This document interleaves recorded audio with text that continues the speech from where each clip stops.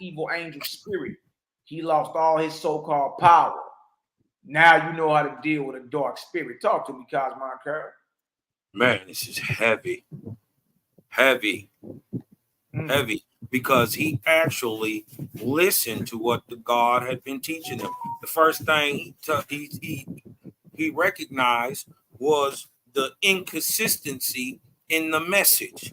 Yeah. You had taught me my whole life, don't kill nothing, not even for my food. Now you want me to sacrifice my only son, who my wife gave to me, by the way, they say near 80 years old. So he a miracle anyway. That's why they called him Isaac. Right? So you had told me my whole life, don't kill nothing. Now you want me to kill my only son. Wait a minute. It's your son, then. You gave him to me. You kill it. You show me you for real, God. Because what you also told me was to test the spirit. Always, at all times, test the spirit. Don't fear God, test God. A true God will always show up and show out. False God will run away from the light. Ooh. Look at that. And look, practical. Remember we read earlier, there's a practical guidebook to the spirit life. Abraham just was dealing with a spirit that was pump faking like it was his creator. It's God or his God. You see? Y'all, all you got to do, you ain't got to reinvent the wheel, as they say. Just apply what you just learned. You just learned. So whatever dark inspiration or force come over your mind, now you know how to handle it. Oh, no, I can't do that. I've been commanded not to kill. Oh, no, I can't do that. I've been commanded not to. Show me that you true in God, because I've been commanded not to steal. You see? And guess what? That spirit or that inspiration can't hang long around you, because you know the higher lights. You know the higher Lord. It ain't got no power and authority over you at the hint of suggestion. Come through suggesting something. Oh, no, he already know I'm on some bullshit. He already know it. And notice, Abraham was not in a point of astoundment or fear, like you like to say. His knees wasn't knocking like a naked newborn. Exactly. When this spirit came up to speak to him, he said, "You God? All right, I'm Abraham. What you want? Oh, you want me to kill my child? Wait a minute. Wait. My whole life you told me don't kill nothing. Show me you God." Right. I don't believe it. What he basically told him to do was source up. Yeah, you got to show that. You got to try. You got to show that. I don't believe you, Cass. Look, even the Bible says that. Try the spirit by the spirit. So why would you just so if the wind blow at enough atmospheric pressure across your earlobes, you're gonna be on go mode. You're gonna go kill something, steal something, rob something, hurt something. You know what I mean? There gotta be some type of discernment. Yeah, you've been born with it. You know right from wrong. You know what you're supposed to be doing, but that's how you're supposed to handle a spirit. Don't be just so baffled by it or even afraid of it. Speak to it just like you'll speak to a scandalous nigga that knock at your door right now. What you gonna tell him? Get the hell off my porch. He knocking on my door trying to sell me nothing hot. You crazy? That you look just like you'll handle somebody that was trying to get you involved in something scandalous. You handle the same. You handle that inspiration or that spirit when it come knocking or skipping across your plate. Yeah, that's how you handle it. See, practical. Look at this. Abraham inquired concerning government. And God said to Abraham, look at this. You got Abraham's teachings in Owaspy. On down to how government and administration is to be set up. It's just certain. Look, what I'm saying is we got to stop acting like certain things ain't what they are. You see, if I ask you to show me Abraham's teachings concerning governments, you wouldn't be able to show me that. Look at this. They ain't got it. Abraham inquired concerning government.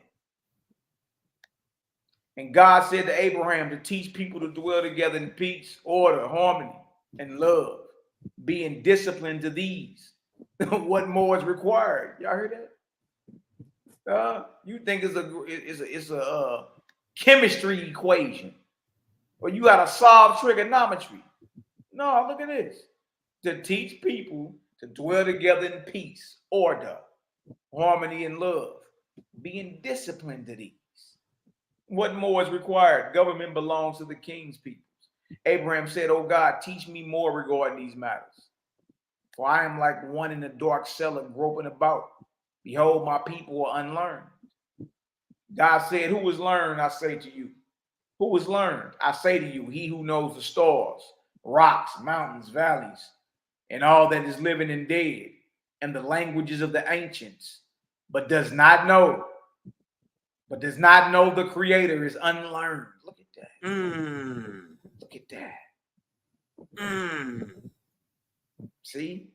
That don't fly over here. Yeah. You thought you could come up here spitting all that scientific gargledy goop. You dig what I'm talking about? Strangely mixing truth and falsehood, and think you could just talk over people's head over here. No, we know how to piecemeal you out.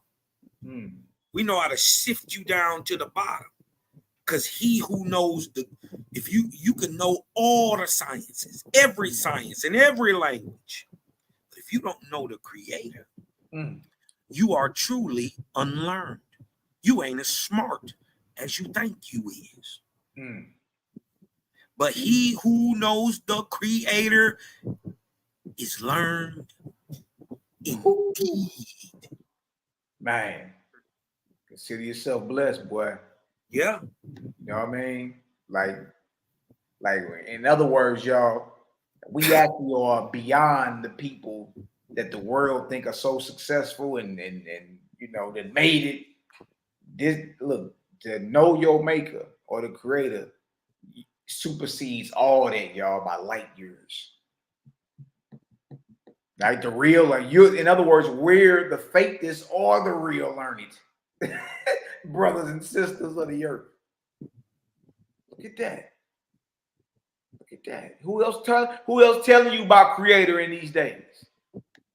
Huh? Now all y'all saying Creator. Look at it. Look at this. It is better that your people dwell in tents and under trees, and their children roll on the ground and do not die, but grow strong in person and in spirit for the glory of the Creator, than to dwell like the king's peoples, in magnificent cities and in lust and death. To your God, your people are a most learned people. Look at this. Abraham inquired of the Lord concerning servitude. Look at this. Or slavery, bondage, right? Look at this. Abraham inquired of the Lord concerning servitude, and God answered him, saying, "There is only one master, even the Creator.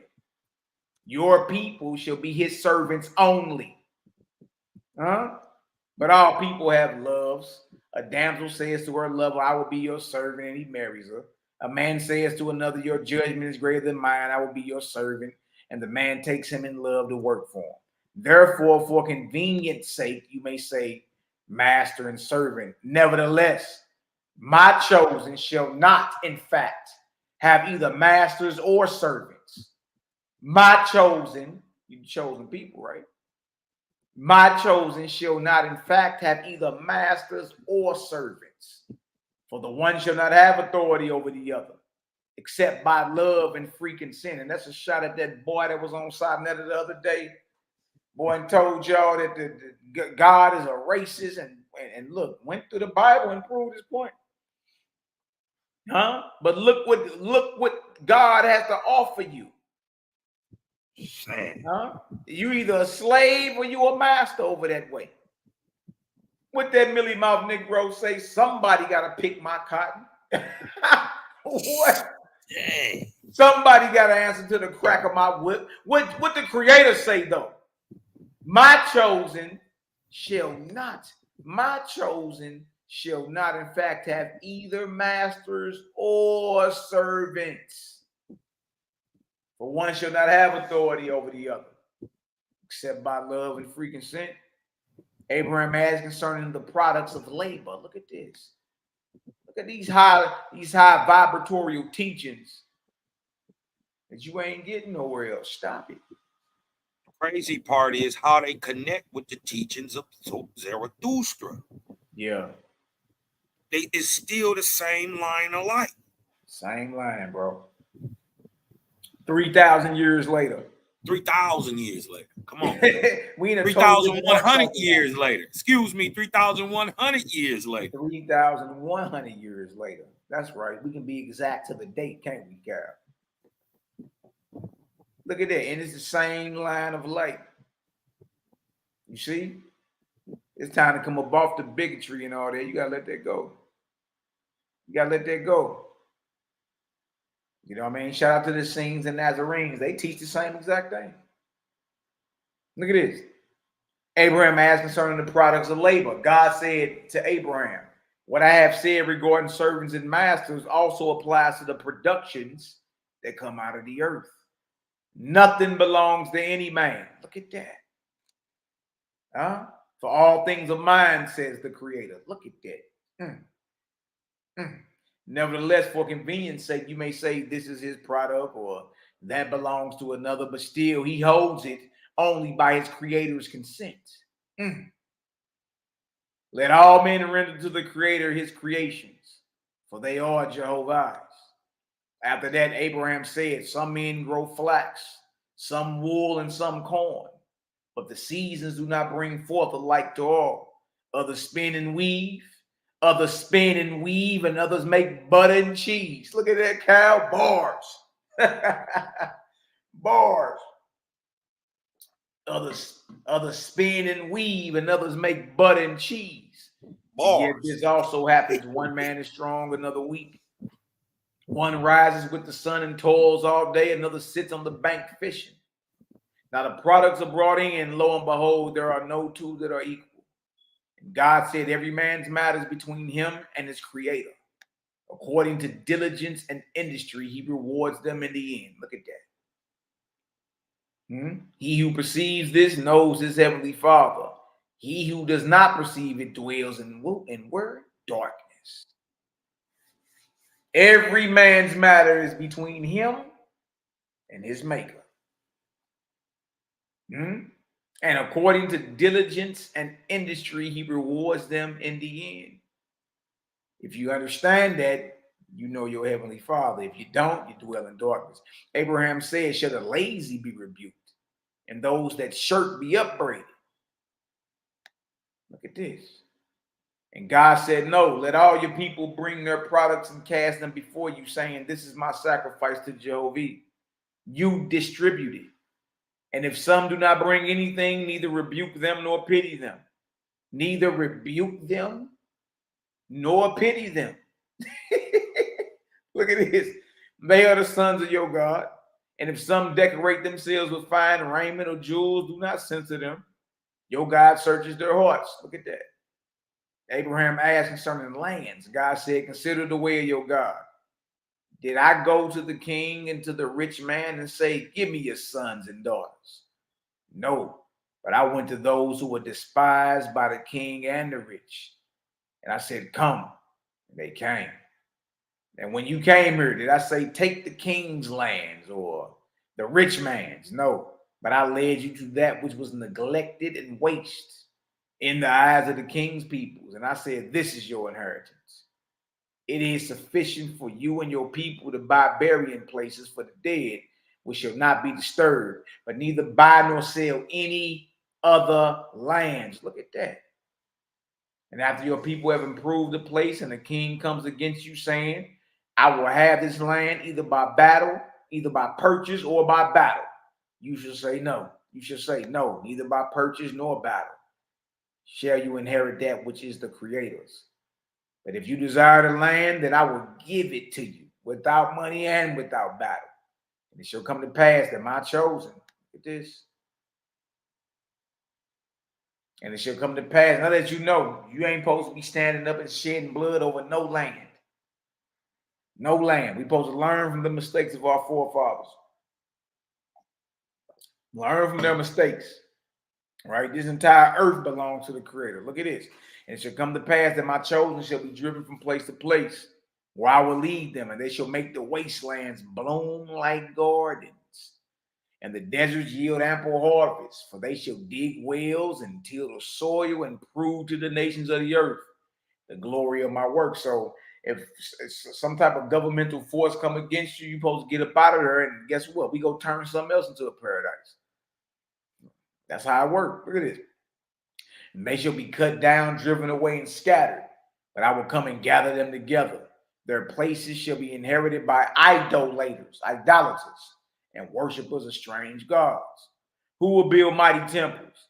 But my people shall not build that which endures in stone, wood, or iron.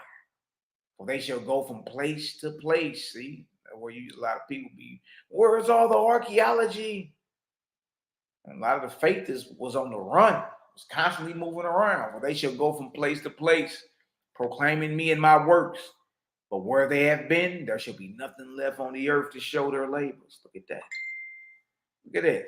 But when I have taken them across all the earth, and they are scattered like dust before the wind, and no man can say, here is a nation of the children of Abraham. Lo, I will, look at this, I will raise up my voice for them, even I, the God of heaven and earth. And in that day, the idolaters, the idolaters, and worshipers of strange gods will be on the decrease, the wane, and their temples of stone and mortar will still be standing. But a voice shall go up from the whole earth, even from the remote nations of the earth, saying, what about those who laid the foundations of the temple of one God, even Jehovah, those who were the sons and daughters of Abraham? Oh, if only my eyes could have seen the faithfulness of that labor. Oh, if you get some understanding, throw some eights up in the chat, man. Huh? We working today. Listen to all this high spiritual light coming out. Yeah, the light of the Creator echoes through your soul for the purpose of resurrection. If this doesn't resonate with you, it's because you're in darkness. On the path of declension, son of the great spirit number 3, Brahma of India. 3953 BCE, Nazarene Acts of the Apostles. Once again, there are likewise. Look at this. Chapter 20. It said, there are likewise amongst the Bactrians and the Indian countries immense multitude of Brahmins. Brahma was a man. Let them know, just for a point of context, where Bactria is. They're calling these people Indians, but Bactria is actually northeast Persia. Mm-hmm. That's where the Bactrian country is. So even though they're calling these people Indians, they're Indians in that area. In that area are called Persians, Negroes, Shemitic. You're saying the same thing when you say Indian. Look at this. It says, there are likewise amongst the Bactrians in the Indian countries immense multitude of Brahmins, who also themselves from the tradition of their ancestors and peaceful customs and laws neither commit murder, nor adultery, nor worship idols. So that means that they ain't into the worship of the lords and the gods and the saviors. Look at this. Nor have the practice of eating animal food. Look at that. Or never drunk, neither doing anything maliciously, but always fearing God. Look at that. And then he goes and in counter-distinction to them. Look at this. And these things indeed they do, though the rest of the Indians commit both murders and adulteries, and worship idols, and are drunken, and practice other immoralities of this sort. So this is in the Nazarene Acts of the Apostles, right? Look at this. Be honest, this information is melting the false gods and ideologies that have taken up residence in the darkest and deepest recesses of your mind. How about the prophets and sons of light of the Creator have been in every division of the earth at every time period? Let go of the exclusiveness, bigotry, and hypocrisy. All who choose the Creator are chosen. Hey, Mally, when you roll back up a little bit, did it say Persian? Let me see. Yeah. Yep, right here. Okay. Right here. Yeah. Mm-hmm. Again, there is a custom among the Persians to marry mothers and sisters and daughters. In all that district, the Persians contract incestuous marriages. All right, now watch this. So now we're going to remember we're dealing with Brahma now, right? Now we got Peter, quote, so-called Peter, quote unquote, first century, admitting that there are those who are called Brahmins who live the same way that we do. Live just like in the same. Let's go down to the 23rd arc cycle. So Abraham, Brahma, Po, and Iwata all lived during the same, born at the same time, and lived during the same period. Look at this. We go all the way over to 23. It was the arc cycle that lasted 2,400 years. The first number tells you how long the arc cycle lasted. The next number is the start date. The number next to that is when it ended. All right. Over here is Spita. That's the name of it. The Etherian over the arc cycle was a sister by the name of Serpenti or Mage. Her rank was an Orion chieftainess. And this was during the era, 3953 BC, of Abraham, Brahma, Po, and Iwata. Now we're going to go read about our boy Brahma. So you got people out there trying to tell you Brahma is Abraham. Abraham is Brahma. They were two different men who lived in two different parts or portions of the earth. All right. Chapter 14, first book of God, O I speak. The first Bible of India, Vindu, being a Brahma, a man chosen by God for the children of India, Vindu. Giving an account of Brahma becoming an Isu of his labors, of his resurrection after death. Important note from Owaspi, this is Brahma the first. Let's get some context, okay? This is Brahma the first. An arc cycle later, a Dana later, a false god, Kabbalistes, using the name of Brahma, would do much destruction in India. And afterward, another self-god, Inochisa, falsely took the name Brahma. You see that? Look at this. Accordingly, it should be noted that Brahma the first had nothing to do with shaping modern Brahmanism. So you ain't getting this type of light nowhere else, because when you hear Brahma, you about blew a head gasket. Now them niggas over there talking about Brahma and that's something. Accordingly, it should be noted that Brahma the first had nothing to do with shaping modern Brahmanism. But the later false gods would pick up. Look at this. But the later false gods would pick over the doctrines and twist or reject them according to their profitability to the false god. Y'all see that? So when we talk about this son of the great spirit, we're not talking about a whole arc cycle later, how a false god took up the name and just did much destruction in India. We ain't talking about that. And when you hear Brahma coming from Owaspi, it is not to be confused with modern Brahmanism as you know it today. Cal, you got something to say on that, brother? No, you cooking, bro. Cook. Watch this. How they got over there like that. Now watch this. Now that we understand that, let's get into it. The angels of Ormaz, and remember, Ormaz is Yahweh or Jehovah. All right, it's just what he was called in that division of the earth. The angels of the Creator had prophesied, saying, out of your seed shall come one called Brahma, who shall have suis. So hold on. Zarathustra had suis. He was clairvoyant, meaning he could hear the spirit realm and converse with it. Okay. Abraham had Suis, and Brahma had Suis. No, we're not talking about chop suey. We talking about sueys.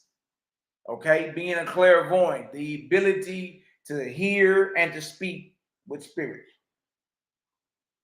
Look at this. Who shall have sueys with power? Things that were revealed in Zarathustra. Because remember, Zarathustra lived 3,100 years earlier. Things that were revealed in Zarathustra have been lost, but shall be recovered in Brahma. Look at that. So that lets you know it's the same doctrine. See? Just 3,000 years later, doctrine had already been, what Zarathustra put down. The earth naturally goes through cycles of darkness and light. So after 3,000 years, things get twisted and all that, and then we got to come into some more light and get some right understanding. Look at this.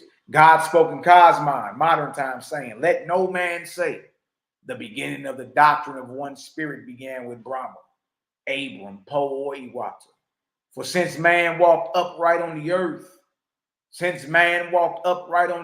behold, I have said to him, you shall have only one God, even the Creator. And in the cycles of my times, I have raised up many who have comprehended my words, while others constantly put away the I am and raise up idols instead. Verse 13, but let all men understand who and what is meant by the terms Po, Abram, Brahma, and Iwata, which is that though I walk the earth with these men, teaching and speaking through them, yet none of them was idolized by men. Look at that. Yet none of them was idolized by men. For the nations of the earth in the time of these four men comprehended that they were not gods, but men, through whom and to whom I, God, had spoken. Look at that. See, in the ancient times, they knew Abraham, Brahma, Po, Iwata, and Zarathustra were not gods. They knew they were just men, vessels through whom the Creator spoke. Look at this. Look what Brahma says. Brahma said, do all men have stars? Behold, since my childhood, I've had a star above my forehead. No man could answer Brahma. They said Brahma's foolish, even with all his wisdom. Brahma asked the star, who are you? God said, I am your star. I am the light of the second heavens. Brahma asked, what is your name, O star, you mysterious light? God said, call me Ormazd. Listen to this. I am the same light that spoke to Zarathustra in his time. See, now you got the connection. See that? A whole arc cycle later, you got the connection. It's the same line of light going back to what Cosmon Cal said earlier. There it is. First book of God, chapter 14, verse 19. I am the same light that spoke to Zarathustra in his time. Brahma asked, who are you, O Ormazd? Remember, Or is light, Maz is master. Ormazd means the master light. Okay, so Brahma asked, who are you, O Ormazd, you voice of light? God said, you should commune with one only, even your Creator. You should worship one only, even he who made you alive. Remember, this is the same line of light Zarathustra was speaking. Same line of light that was on Zarathustra is on Abraham, it's on Brahma. And it's on Abraham and Brahma at the exact same time. That's the powerful thing about this. Creator cast 4 lines of light at the same time in 4 different divisions of the earth. And these men taught the exact same thing. They were born at the same exact time. You feel me? You can't make this up, man. And you remember, just to double it down on the folks, remember you showed them before that the Creator does the same thing everywhere. He says, I won't have a Lord in this part and a Lord in this part and a Lord in this part, and they're each talking different doctrines. So how can we have sects of Brahmanism or sects of Israelites or different sects of or African spiritualities, different sects of Shinto, different sects of Confucianism? You see what I'm saying? It doesn't work like that. with all different competing and compounding views. You dig what I'm saying? The creator is one. And now you seeing it in effect. The thing that Abram taught is the same exact thing that Brahma taught. It's the same exact thing that Zarathustra taught. But what Awaspi reveals to us is they are all of the same people. It's not just, right, the line of light is the same and it's just coming through different people, that the line of prophets, wherever they are in the world, genetically is the same, because it comes out of iron stock, mound builder stock. This is the common connection between all the prophets physically. Their mothers. Hey, I noticed that as I was running, as I was putting this together, I noticed that. I said, dang, that's the connection. He says all the prophets are the same people. So it starts to make sense when you see a brown-skinned, red-haired Chinese man. And then they go on to name the whole country after him. When you see that all the great prophets were melanated, right? Salute Lu Shu, my brother. He been doing some crazy work with the he has, man. Yeah, with the AI. I'm just not catching up. Like, dang, boy. Man, with the AI and all that stuff, man, that's crazy. And you know, it's that same line of light. He said, I'm not gonna have my teachers teaching one thing over here and something else over here. Right. That would be contradictory. Exactly. And creator is not the cause of confusion. The gods are. The gods are the authors of the confusion. Creator cleans it all up. You know what I mean? That's the difference. That's powerful, man. Look at this. Look at this. Call me Ormaz, the master of light. Woo! Boy, I know you felt that, boy. You feel that run up your spine. Whoa! Master of light. Woo! But it's even more complex than that. It's not just the master of light. It's the master light. The master light. Yeah, the master light. Woo! Yeah. I am the same light that spoke to Zarathustra in his time. That's powerful. There's a connection. Look at this. Brahma asked, who are you, O Ormaz, you voice of light? God said, you shall commune with one only, even your creator. You shall worship one only, even he who made you alive. Brahma said, why have you taken up your abode above my head? Look at this. Look at this. This is powerful. God said, attain to be one with your creator in wisdom, goodness, and purity. Remember purity. And you shall answer your own questions. And look, look, to go back a little bit, go back a little bit to 22, I think that is. Brahma asks him, I want y'all to understand what he's asking, right? Because remember, this is modern English, but it's still in the 1880s, right? Brahma asks him, why have you taken up abode above my head? What he's asking him is, why are you speaking in my mind? Yes, yes. Right?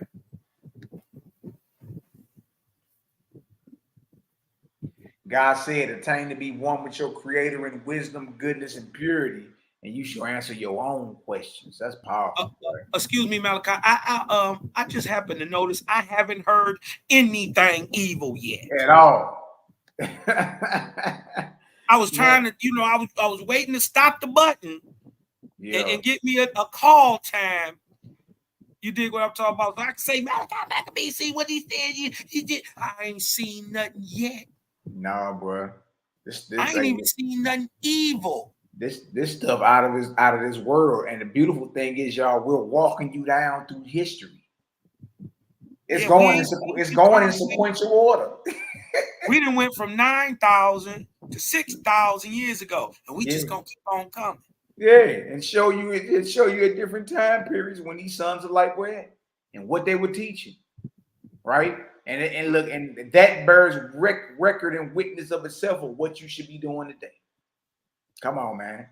You feel me? It ain't hard. Eat my Robbie Dobson. I just was thinking about you yesterday. I ain't heard from you in a minute. Eat my, how you and your family doing? My sister Kana, Yael, Bot, y'all love, light, and harmony. I just was thinking about you yesterday. Look at this.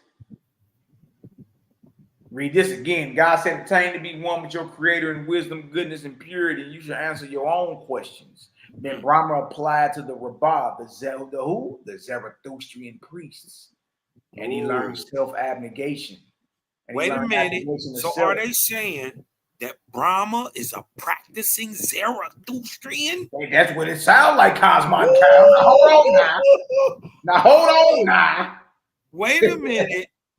So that meant Abram was a practicing Zarathustrian. Here you go, always. I hear you go, always connecting the dots, Cosmon Cow.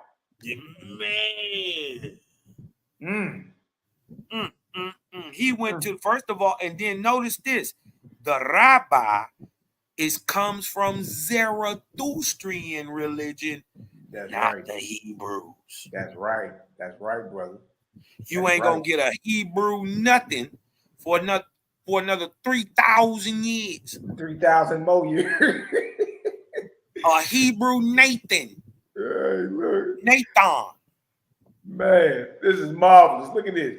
Then Brahma applied to the Rabbah, the Zarathustrian priest, and he learned abnegation of self and the rites and ceremonies of the ancients. Okay. See, and you get your rites and ceremonies directly from the lords in them. They go from the priests. The priests get them directly from the lords, the spirits, the ones they in communion with in the Holy of Holies, in the temples that are standing. They get the rites and ceremonies because this is what's played out in the heavens. They get the rites. The priests directly get these things, and then they're taught to mortals. The rites and ceremonies. That way you be in unison with the ancestors or in unison with the brothers and sisters who are still faithists in what we know as the unseen realm. You see? And not only in the unseen realm, but in other continents. Exactly. This is how you gonna know who when you see them. You always know Crips when you see them because they bang on you. They throw up a symbol. A sign. Yeah. When you gonna always know Bloods, regardless of what color they come in, because when they hit you, they gonna speak a certain way, and they're gonna act a certain way, and they're gonna symbolize a certain way to prove who they are without telling you. Facts. Right? So this is the same thing being practiced in the oneness of Zarathustrian, or the beginning of all light on the planet being descended to man 9,000 years ago. Hey, so Zarathustrian. So when you read Zarathustra or Zarathustrian law or anything in here, you can say faithist basically. A Zarathustrian is a faithist. Facts. Or a faithist or Zarathustrian. Facts. Okay, so when y'all read, because you get into certain parts of Owaspi where you reading about Zarathustra and the Zarathustrian law and the Ahu Mazdian law and the, you know what I mean, the Or Mazdian or the Jehovian law and all that, it seems crazy to you. You feel me? Understand that modern faithism is that. It comes from Zarathustra. Right. On down, passed on down, same line of light through the ages. That's powerful, man. Ain't changed a bit in 9,000 plus years. Dang, that's crazy. When Brahma was grown up, God said to him, arise tomorrow, my son, and I will lead you into another country where you shall marry and settle down for a long season. Brahma said, peace will have been my slumbers and joy is my wakeful hours all my life. I have made labor a pleasure, and I give all I have to the poor, doing your commandments with all my wisdom and strength. From my youth up, I have not killed. Look at what Brahma's saying. my youth up, I have not killed any living creature of yours that goes on the earth or swims in the waters or flies in the earth. Nor have I eaten. Look how Brahma getting down. Look at this. Nor have I eaten anything that had ever breathed the breath of life. Wow. 6,000 years ago, they was already up on this whole modern plant-based thing. They was already on this 6,000, 9,000 years ago, man. They was already living like this. You see? It's the reason why all the higher teachings promote being vegetarian, eating vegetation and fruits. There's a reason why. Look at this. Look at this. And I have been most abstemious in plain food and water only, according to the Zarathustrian law. Hear me, O Amaz. Hear me, O Creator, for I will open my soul to you and hold nothing back. Amaz said it as well. Look at Brahma. Brahma wasn't playing, boy. If you're getting some understanding, throw some sevens in the chat, man. We on Son of the Great Spirit number 4, Poet Japheth. 3953 BCE, Ark of Speeder, baby. 23rd Ark cycle after the creation of mortals. Started in 3953 BC, ended in 1553 BC. Next Ark cycle was the Ark of Bond. See that? Once you know the time in the Ark cycles, you can get out here and really slice and dice. So Abraham, Brahma, Poe, and Iwata were all raised up at the same time and all a part of the same line of light in the different divisions of the earth. We talked about Zarathustra so far. We talked about Abraham so far. We just finished talking about Brahma. Next, we're going to get into Poe. Talk to me, Cal. And then roll back up just 1 second real quick so they can visualize this. Right up there, show Poe and them again on the chart. What y'all need to understand is this light had been blasted to the 4 major regions of the world, and the name and the men correlate to regions of the world. Abraham in the Middle East and Africa. Brahma, right? In Persia and India. Poe in Asia, or Yaphet, which is China and Russia. And Iwata in America. Ooh, Granddaddy Iwata, boy.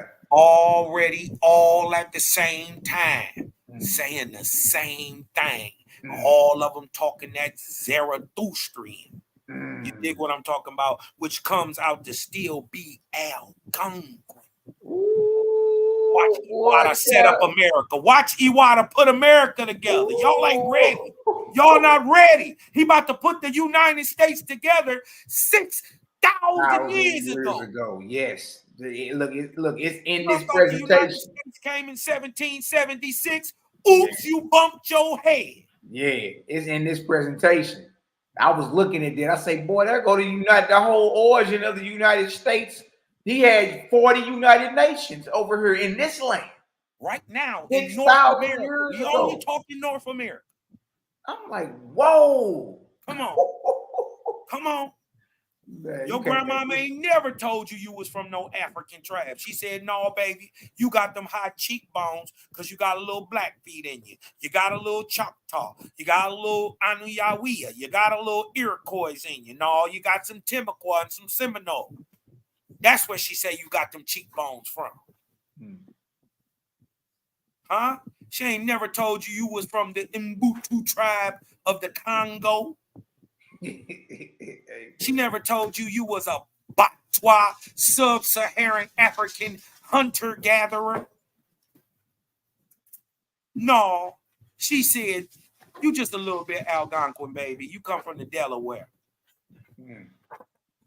Little dog. My dog just got the zoomies. Hold on, let me put him up. This nigga went crazy. You all good. I got hype. He got hype. What's up? we about to cook. So we dealing with Poe now. 3953 BC. First book of God, OISP, chapter 3. We got understandings going forth. I see 7s in the chat. Let's work. Look at this. Look at this. Since everybody think it's a game, what you think? Playing? Look at it.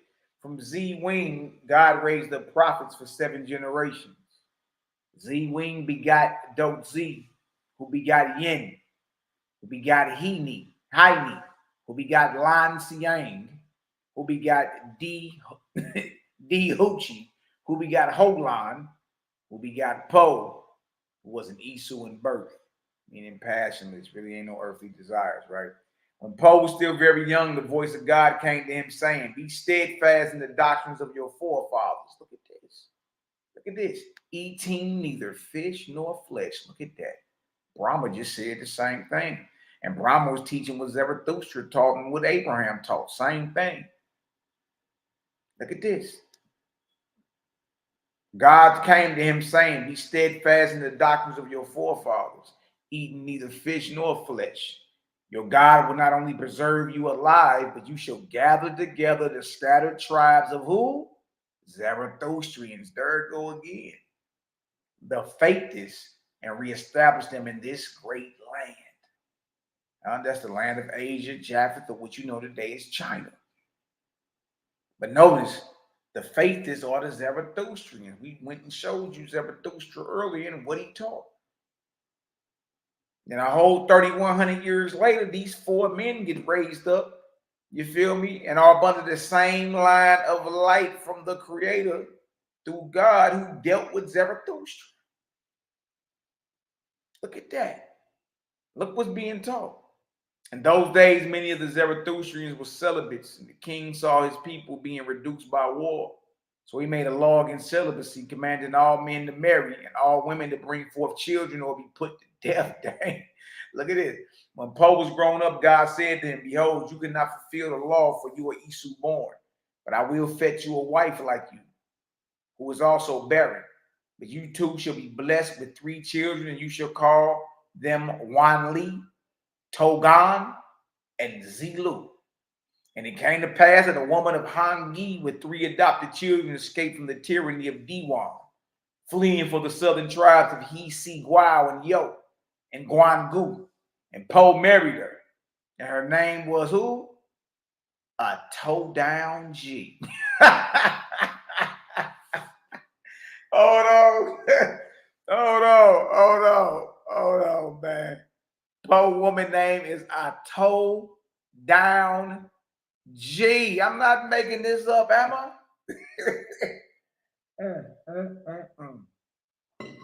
Man, you can't make this type of stuff up, man. Look at this. A toe down G. And Poe married her and named her a toe down G. Hey, man. Cal, talk to me.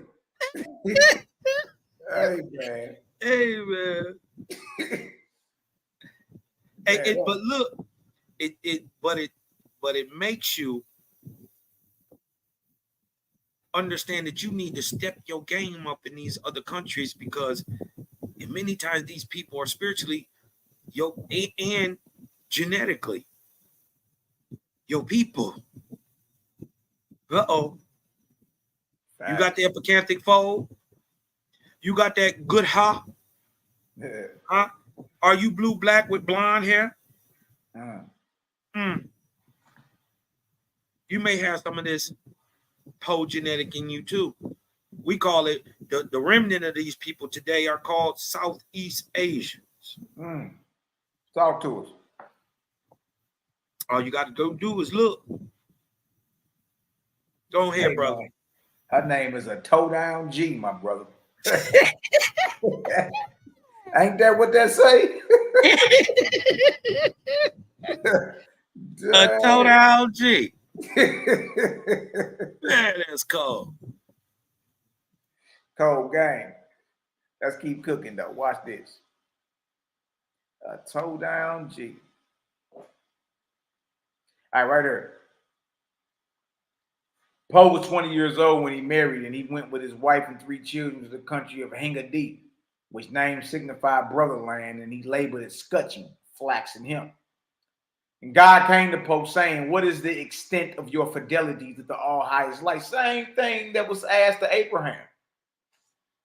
Basically, you know what I mean?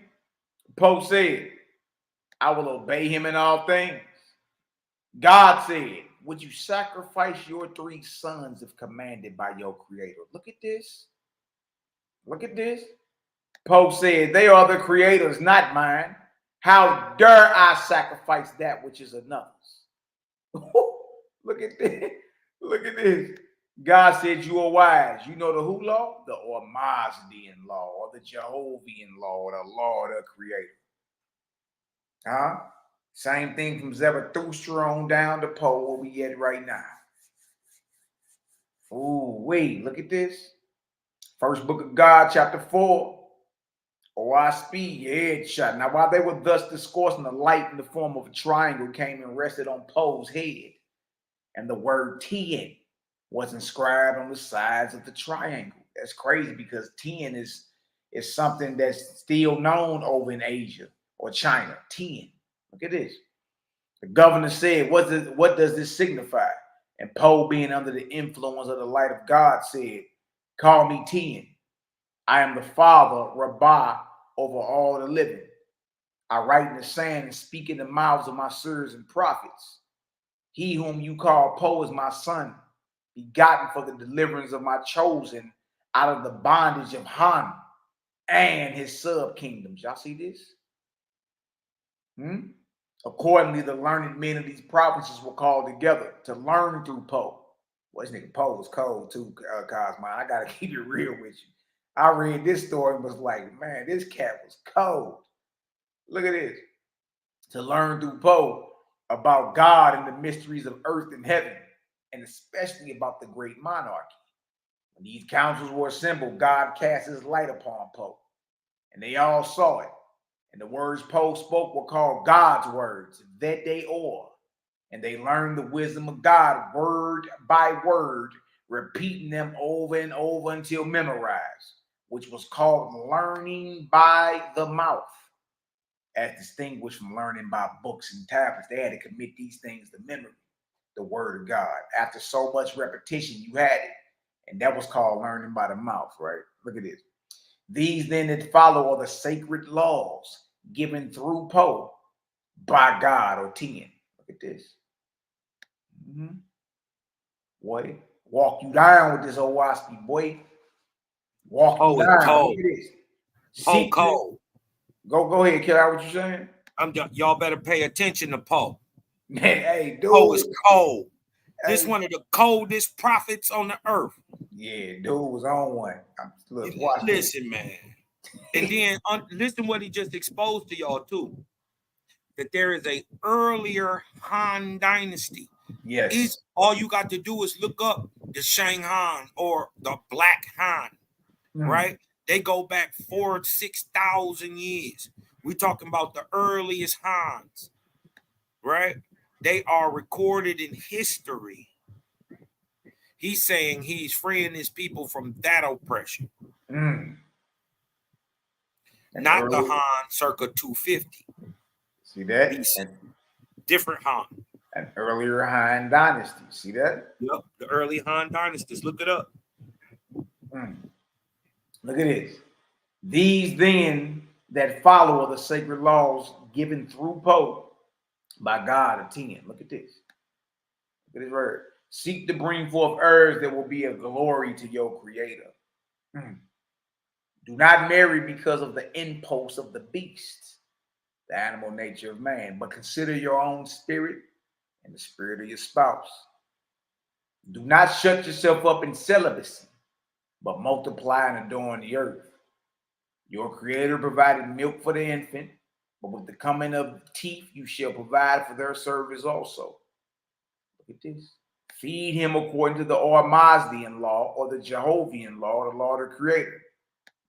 To make him a warrior, give him fish and flesh. To make him patient and strong with docility, remember the camel and the axe, feeding on the herbs that grow on the earth. Those of 10 forswear the first and espouse the second, eating herbivorously. Look at that. See that? Even down to the same diet, y'all. Huh? Jaja ain't missed nothing. even down to not killing animals for the sake of sacrifice or for the sake of your palate in your mouth. Mm. Even down to marriage. Hold on. Owaski don't miss nothing. It teach you how to wash your hind parts and brush your teeth. Come on, man. And then tell you to pray at night before you go to bed. Owaski ain't missed nothing. Man, bro. This is amazing. Look at this right here. The fullness of earth knowledge requires marriage. Pay attention, y'all. Yet the bondage after death holds the spirit of man for 6 generations to his own heirs. 6 generations is 198 years. You see? So the more children you actually have, the more time you gotta hang out in the lower heavens before you can advance higher. That even, I would assume that would even go for men who have multiple women, multiple wives. Absolutely. I would assume the same thing. You ain't doing nothing but occurring more bondage on yourself. Right. That's it. You're curing more bondage. Yeah. Exactly. And you responsible for that which is yours. You know what I mean? It don't mean like you gonna burn and all that shit and whatever, but look, you just know you won't be advancing or graduating as fast as the brother with one wife and not as many children. Watch this. Yet the bondage after death holds the spirit of man for 6 generations to his own heirs. By celibacy, look at this. By celibacy, a man's soul is not bound after death.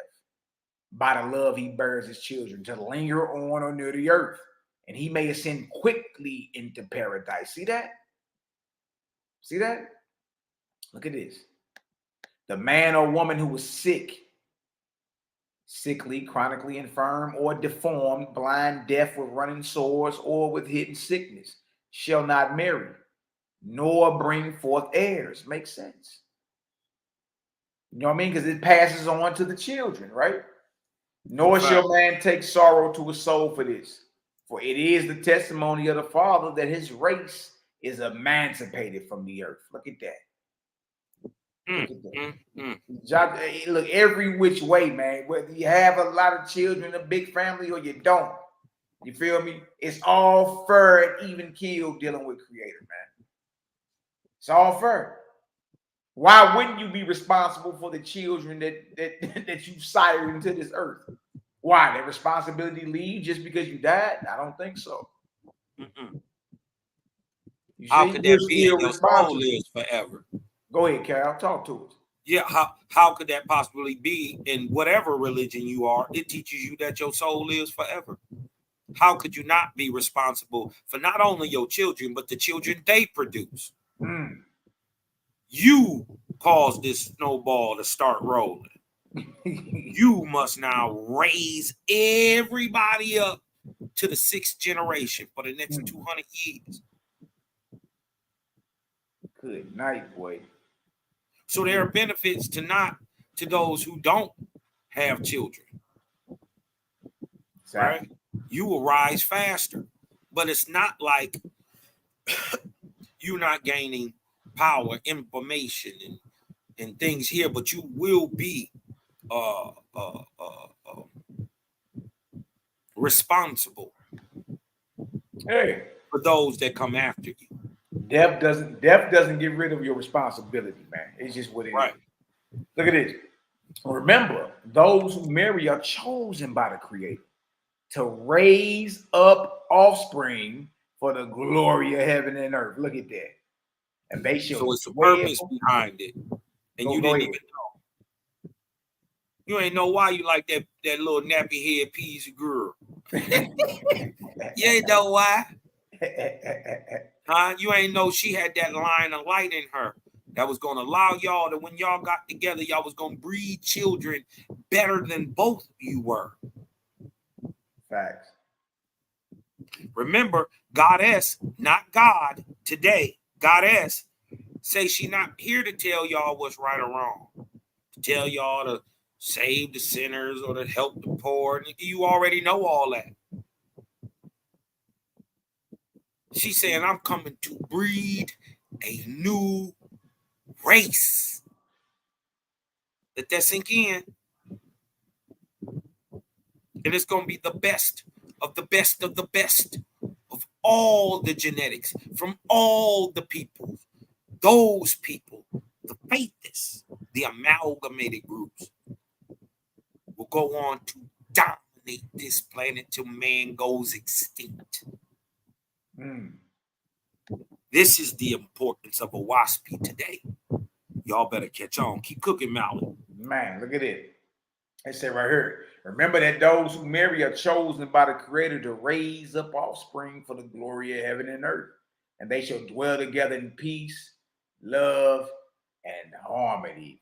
First book of God, chapter 5. You're getting some understanding. Throw some ones up in the chat, y'all. We rolling. We walking right on down through time and showing the Creator's methodology in raising up sons of light and how they all talk the same thing. And look, and if we had the sense of a damn ant, we would be on the same path.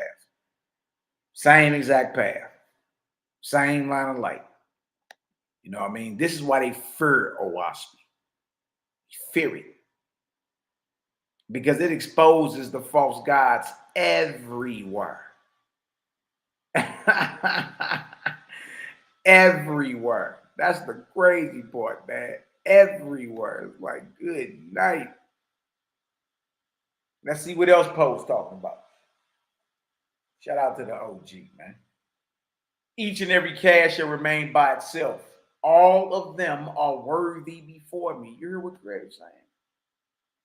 No matter what you find yourself, rich or poor or middle class or whatever, Creator say, look, all of them are worthy before me and are equally my children. Look at this. What else did Poe teach? Because I ain't heard nothing evil yet. It's a whole bunch of hot breath from these mealy-mouthed misfits. Look at this, verse 15. You should not kill, nor you should not kill for food to eat. Anything that breathes the breath of life. Here it is.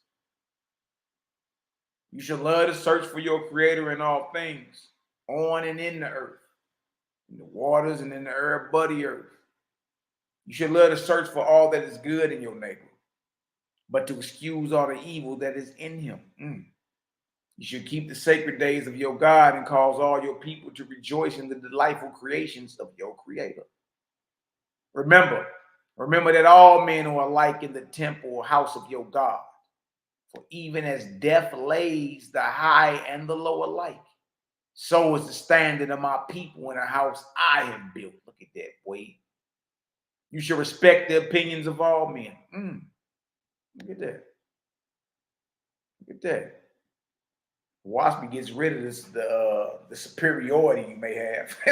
You should respect opinions of all men, for even you may be in error.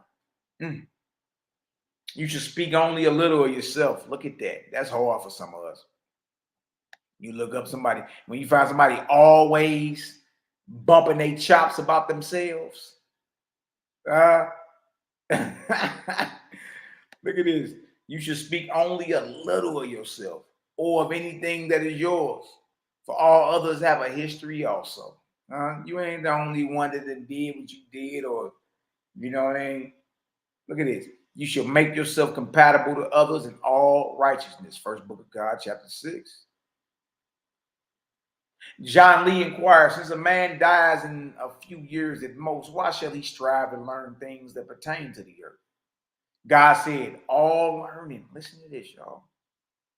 Listen to this wisdom. Powerful. Look at this. All learning is like a gymnasium to the spirit. Knowledge is the strength of the soul. Look at it. You shall teach all things to your sons and daughters, perfecting them in the talents created with them.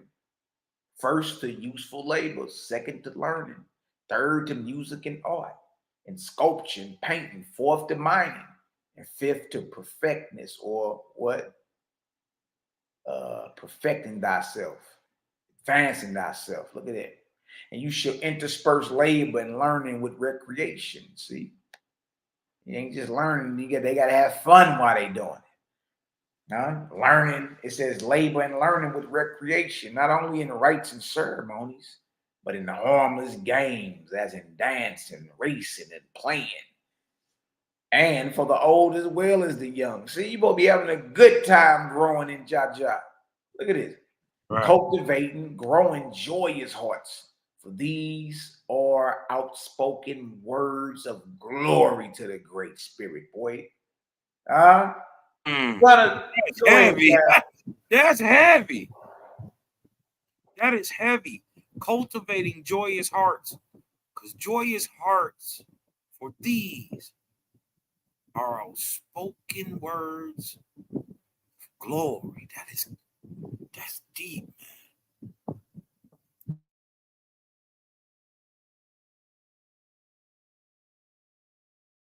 Yeah, that is deep, bro. Man, the credit is marvelous, man. Let's get into the Son of the Great Spirit, number 5, Iwata of Guatemala, America. Same time period, same exact time, born at the same time. Iwata of America, Abram of Arabia, Brahma of India, and Poe of China or Japheth, all were born at the same time and doing the work at the same time, which is 3953 before the Common Era, roughly 6,000 years ago. See, I told y'all we're going to be referencing these timetables of prophecy all presentation. Why? Because whoever called themselves on the opposite side of us, guess what? They don't got nothing like this. They don't got nothing like this. This is clearly above their pay grade. There ain't nobody on the HOK bringing out no timetables of prophecy and giving you 3953 to 1553 BCE. There ain't nobody running time down like the gang over here. Stop it. You show me. Look at this. Let's get into Granddaddy Iwata, man. Let's get into Granddaddy Iwata, Cal. What we talking about? Man. What we talking about, For real, man. They talk about the prophet of everybody else. They talk about Abba. They talk about Brahma. They talk about even Poe, even the great Chinese and Confucius. They all confuse them up together anyway. Yeah. But they talk about them, but they don't never talk about the great prophet of America.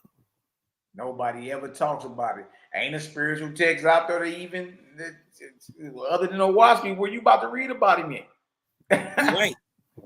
You ain't. It ain't in no Quran. It ain't in no Buddhist text. It ain't in no Brahmin text. It ain't in no African spirituality. Huh? Come on, man. We gotta be real with ourselves, don't we? Now look at this. This right here is a sister. Got her baby wrapped around her. Look what the bottom of that card say. What that say, Cal? America. America. America, huh? Look at that sister. That's right. Chapter 24, first book of God, I speak headshot. The first Bible of Guatemala, America, being of Awata, a man chosen by God for the children of Guatemala. Guatemala means 4 tribes. It's America anciently is called the land of the 4 tribes, or the great land of the crossing. This is why you find the cross in America older than any place on earth. Man, that's so wild because I'm part of a rap group called the 4th Tribe. See? You can't make this stuff up, man. You just can't, man. Now look at this. Look at this so we can get some understanding real quick, right? It says, in Guatemala, in the Middle Kingdom, Central America, by the Sea of Sociapan, Gulf of Mexico, down from heaven came who? Geechee, the creator. The world maker, Manito, with silence speaking in the soul of things. He said, speak, O earth, have eyes, O earth, have ears, O earth, behold me, your maker. Chapter 26, first book of God. And he spoke, saying, hear, O great spirit, here I am. And the great spirit said, who are you, my son? And he answered, I am son of the Creator. Then asked the Great Spirit, of what tribe? Listen to Iwata's answer. Of what tribe?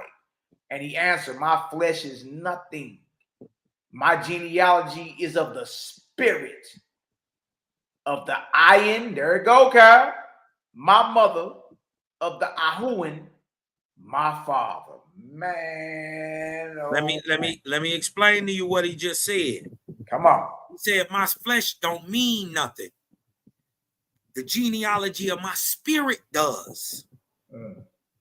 He said, my mother is an Ayin, a mound builder. My father is an Ahuin, the large copper-colored Negroidal people, megalithic builder of America. So I have the mound builder and the megalithic builder as my parents. I am Indian, the great Angui. Huh? This is how you get in us. You got to mix the real smart people with the real physical people, and you get an Indian.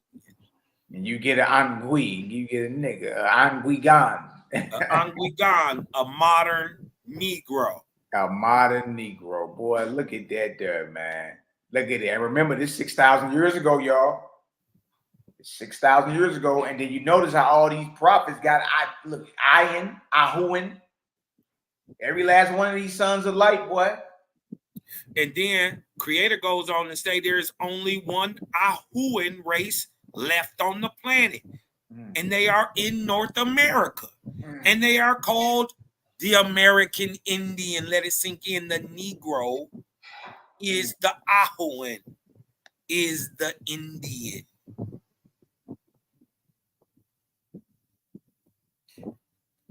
Didn't it just say it? To produce the great American prophet, they had to make a mound builder and a megalithic builder get together, right? That created an Angui, or a Negro. The one of America today is modernly called American Indian, misnomer as Black African. Look, there he is. There he is. There he is right there. The Anguigan. The Angui. These are the physical representations. Descendants of the mound builders and the megalithic builders. A blend of the Ayin and the Ahuin. Right. You blend them together, and this is what you get. You get a nigga. And this is in where America 6,000 years ago, y'all. That's this 6,000 years ago, y'all. Keep that in mind. This ain't nothing new. So look what he want to say. And he answered, my flesh is nothing. My genealogy is of the spirit of the Ayin, my mother, of the Ahuin, my father. Then said the Creator, for which reason I named you Iwata, spirit and flesh, evenly balanced. Best of men. Talk to me, Cosmon Kyle. Come on, man. I ain't got to say nothing. The best of men right here in America. I ain't say it. Your Creator said it. The best of men come out of America. And then he goes on to compound it and say, I put you here on purpose and ain't no more like you nowhere in the world. Headshot. Right here. Ain't nothing, you right, Lady Spade. Ain't nothing Asian about him. No. He Mississippian and he megalithic builder. He's a modern Negro, the best of men, spirit and flesh, evenly balanced. This why you so pretty. This why you so athletic. This why you able to pull songs out of nothing. We the greatest people in the world at turning nothing to something that is spiritual function. Where did you get it from? You got it from an even balance of your mound builder stock. And you got it from another even balance of your megalithic copper color builder stock called Ayin and Ahuin. See, they talk about it. Yeah, this is why I keep telling y'all I'm the coldest with this Aboriginal history. They talk about mound builders, but they ain't told you what the mound builders said about themselves. They ain't gave you not damn bit of American nationality. They ain't gave you none ethnicity, not a little bit of culture. They ain't gave you no science, no technology, no engineering, no math. You didn't tell you were the best of men. Man. And you come from America. And the best of the best in America come out of the United States. Huh? They don't explain that to you. But they'll teach you to hate an African. Not knowing that your forefathers in America went over there too. Taught them people too. Hey, and Cal, what time period is this? Because Ewop and them doing all types of agriculture, engineering, all type of stuff getting built. All types of advancements going down. BC, this 6,000 years ago. Okay, so what was going on with Egypt and Kemet in 3953? It wasn't no Egypt. Ooh. It wasn't no Egypt. Wasn't no Kemet. Y'all trying to borrow off the Sumerians and the Mesopotamians, so-called Nubians and Canaanites who would have predated you. Remember, it takes the combining of two lands to create Egypt. Well, what was those two lands? Canaan and Nubia. Huh? Who gave them the science? The science came from your iron ancestors. Let it sink in. He just told you, you are evenly balanced of flesh and spirit. You are the best of the best of men, and there ain't no more like you. There ain't no more. Huh? Man. Owaspy even goes on to further to say that this nigga blood in America is the catalyst. It's the catalyst. Huh?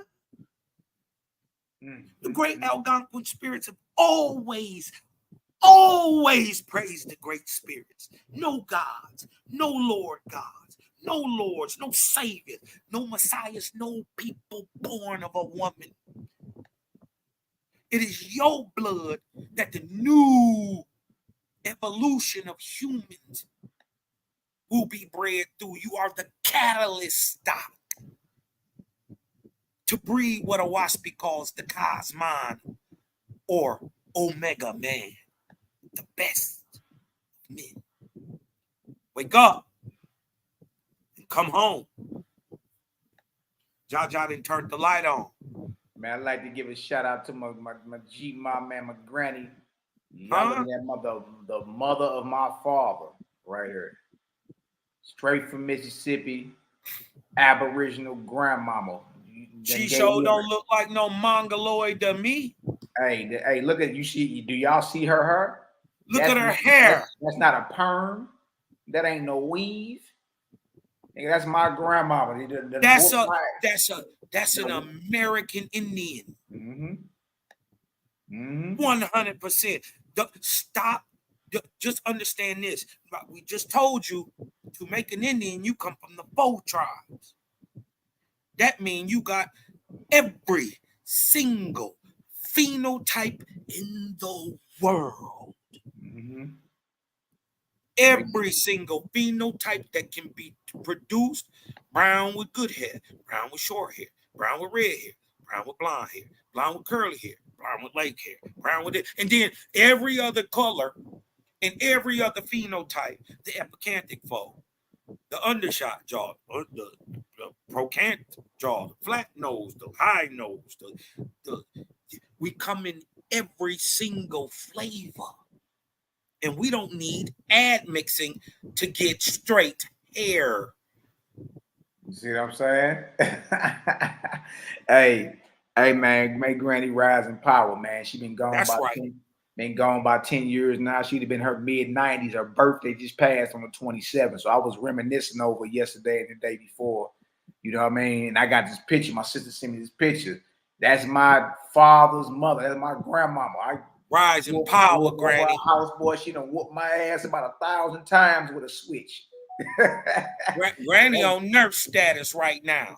Yeah, exactly. We know where Grandma at. We know what she doing. Yeah. Grandma a physician by now. Yeah, man. She didn't have to learn the lesson of life. Yeah, man. Yeah, man. Listen, couldn't be no Malaki Macabee if not for this lady. What y'all not getting? This ain't just a thing of the spirit. It's a thing of the seed. She had to have faith this in her too. Where'd she get it from? Exactly. Exactly. She straight from Mississippi. She take me. Mama was in America. She take me to Mississippi in the summertime. She knew where she was from. Yeah, Mississippi. Macon, Mississippi, Knox UB County. Between. Hold on. I got to show you that your creator is great. If he can do this on this end with the straight hair, ain't there a white boy Indian too? He looked just like a white boy. He 100% nigga, a Indian. Don't creator gotta do that? Doesn't he have to create that? If he the creator, he gotta create it. It must be. Man, so you got a whole bunch of people that you hating on, calling white folks that ain't never came from Europe. They Americans too. They 100% niggas too. And I'm talking nigga like this, just with light skin. You don't think if they keep breeding back with each other, that becomes just a light-skinned nigga? Because it's not albinism that turns you white. No. Because they're white Europe, they're albino Europeans, albino Asians, albino Africans, albino Americans. It's an albino in every people stock in the world. How? If it's recessive. For it to be in every people stock, it would have had to be at one time the dominant gene. We're going to have to get past the color. Got to, bro. You got to get past it. Get past the color. You got to look at what they're doing. Their nature, their character, their deeds, their thoughts, their words. That's what tells you what they are. They could tell you they oranges all day, but when they producing these red sweet fruits with black seeds in the middle, and you make apple juice out of them, they're not oranges just because they say they were. You hear me? You can tell me what you are all day, but what you show me proves what you are. Real spill. Look at this, Cal. Look at this. Then said the creator, for which reason I named you Iwata, spirit and flesh evenly balanced. That also means Cosmon, don't it? I named you Iwata, spirit and flesh evenly balanced, best of men. Come with me, walk along with me. You shall reinstate the tribes. You shall reinstate the tribes of men, deliver them out of darkness, make them worshipful. Iwata said, I am your servant. That mean the tribes, listen, that mean the tribes existed before even Iwata did. Exactly. Because he is reinstating them. Yeah, good point. Absolutely. Absolutely. So Iwata, that means something happened. That means something happened. Okay, let's go. Iwata said, I am your servant, O great spirit. What shall I call you so that the tribes of men shall no longer be distrustful? Then answered the creator, call me after the wind, O Iwata. He walked and said, how after the wind? The Great Spirit said, come with me, my son. Then he walked along and came to a place where the wind blew in the leaves. The Creator said, tell me, my son, what does the wind and the leaves say? And he walked to answer, eh. Then the Creator took Iwata to the big seawater and asked, what does the wind and the water say, my son? And Iwata answered, go.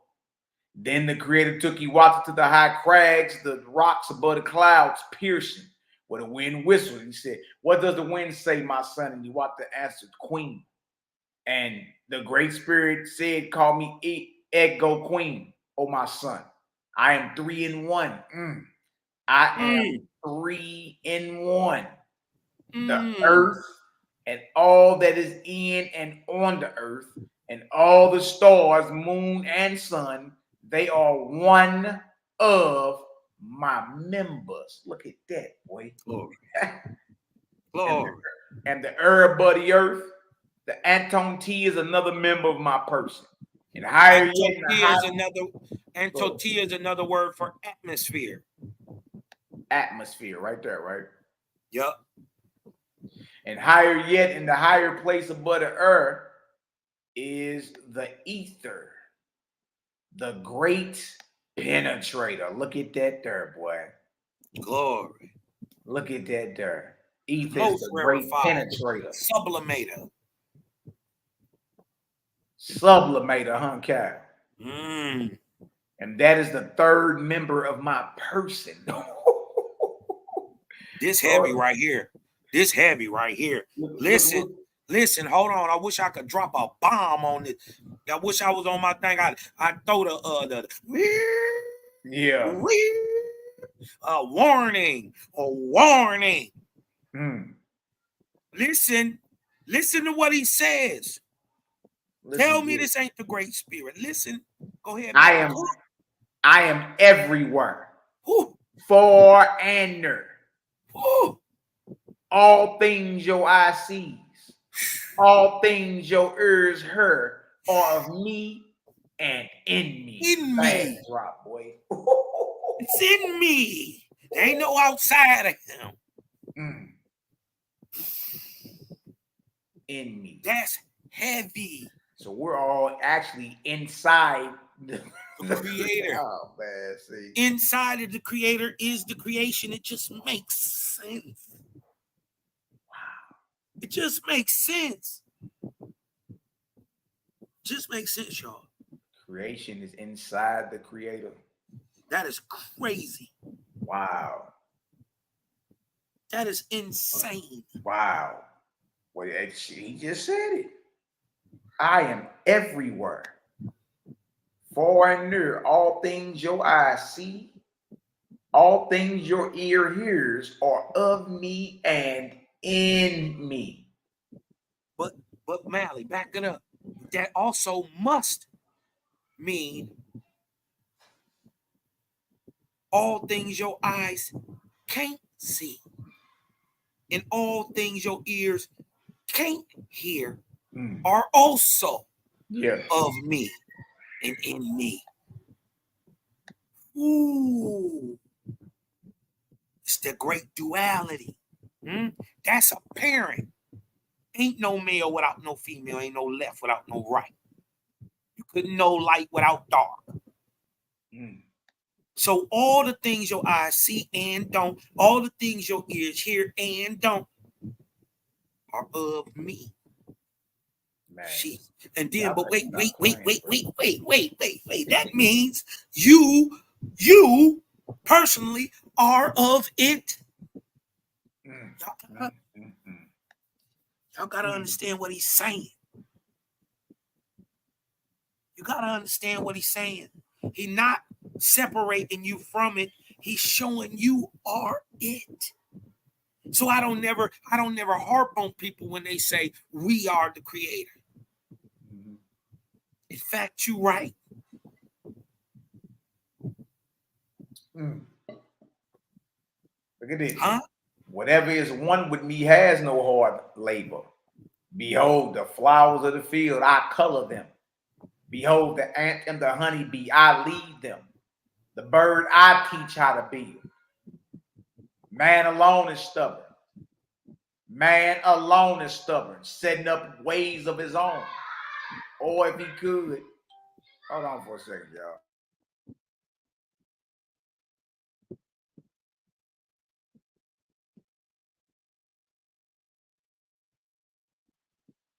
Look at this right here.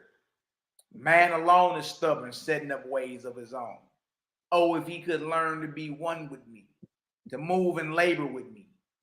Then spoke Iwata. Uh-oh, come on. Come on, Pops. Look at this. Then spoke Iwata, saying, Holy Ego Queen, I will go and teach man. Give him your words. Make him understand.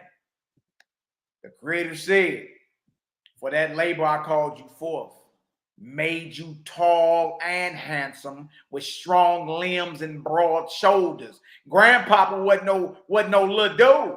Sure wasn't. You wasn't gonna lay him on his back. He wasn't no little joker. No. Shout out John A. Shout out John A. That's my grandfather. Rise in power. I miss you. Man. Rise in power, Pops. For that labor I call you forth, made you tall and handsome, with strong limbs and broad shoulders. Come then, my son, I will go with you into all the lands, among all the scattered tribes. Your voice shall be my voice. Do not fear. I will stand so close to you that when you open your mouth to speak, I will give you words you shall not error. Come on. Watch and inquire. Come on. Go ahead, guys. They always question, why didn't he get a word to, why did he give it to a white boy? Why didn't he give it to a brother? He did. Huh? Exactly. He did. And he turned around and he set up the very first United States in the world. This is before BRICS. This is before the European Union. This is before the NGO, or the non-governmental organization that currently runs the United States of America. Come on. Corporation. Come on. Huh? He took that and founded a nation. A nation created of 40 mighty nations. And then he told him he couldn't add. Was he right? He was absolutely right. That thing lasted thousands of years till it went on to birth the Iroquois Confederacy. To that went on to birth the founding of the United States of America as it's currently set up and running. Remember, they got that from the Iroquois. But man, that's who the crazy, Iroquois bro. get it from? Who the Iroquois get it from? That's what we here to bring out. Let's go, Malaki. Look at this. Iwata inquired, what shall I say? How shall I teach the sons and daughters of men? Give me a synopsis. Ego Queen answered Iwata, saying, chapter 27, first book of God. One great person, even Ego Queen, creator and ruler over all in heaven and earth. You shall have him, and no other God, Lord, idol, man, or angel to worship forever. Look at this. Stop. Right there, Malaki. Look at this. This is the same thing he told Zarathustra. The same thing he told Abra. The same thing he told Brahma. And the same thing he told Poe. He now telling Iwata. Ain't shit changed. The truth don't need no crutch. Don't need nobody to tell nothing about it. It's going to stand forever. All you got to do is, like you said, stand close enough to it.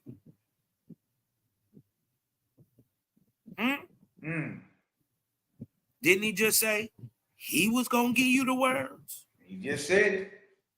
That's what he said. He said it. That's what he said. Man. All I'm telling you is, listen, ain't nothing changed. This 3,100 years later, after he gave it to Zarathustra. Hey, in a total different part of the earth. Look, and then look in your Bible, in your Quran, in your Buddhist and Brahmin text, right? It's the same thing. You should have no other God before me. Ain't that in the laws? Yeah. Huh? That's in the laws. Let alone the statutes and commandments.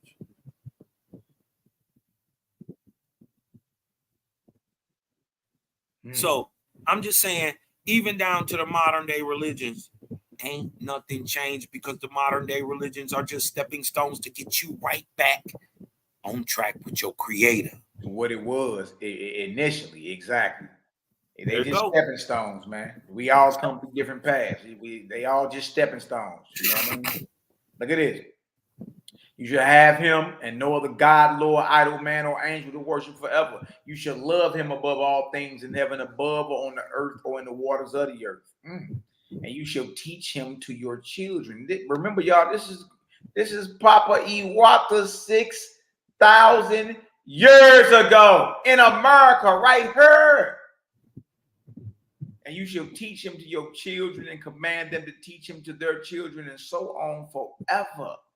And you shall swear against, and you shall swear against all other gods, lords, and idols, to never serve them. And the same to your children and to their children after them forever. This is the first Ego Queen law, or law of the Creator. Look at that.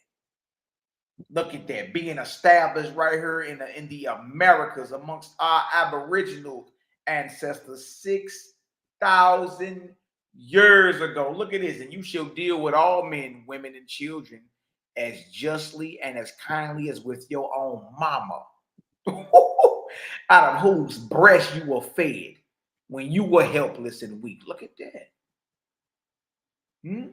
Teaching this to your children and to their children after them forever. And this is the second law. I ain't heard nothing evil yet, Cosmon Carl. You ain't gonna hear it. What you say? Don't hold your breath. Don't hold your breath. Y'all live better. You dig what I'm talking about? You'll live better. You dig what I'm talking about? This is what I'm saying. You ain't gonna hear it. This is wonderful. And then the dope part is you ain't got to believe it.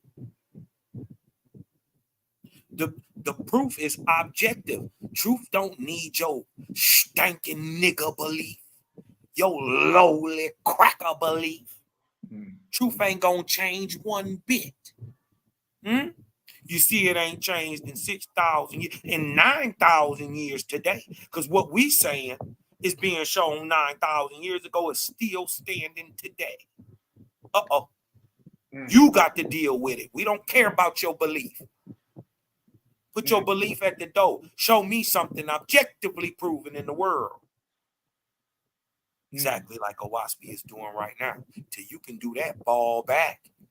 Right. Coming over here trying to pump your chest and beat your chest over here.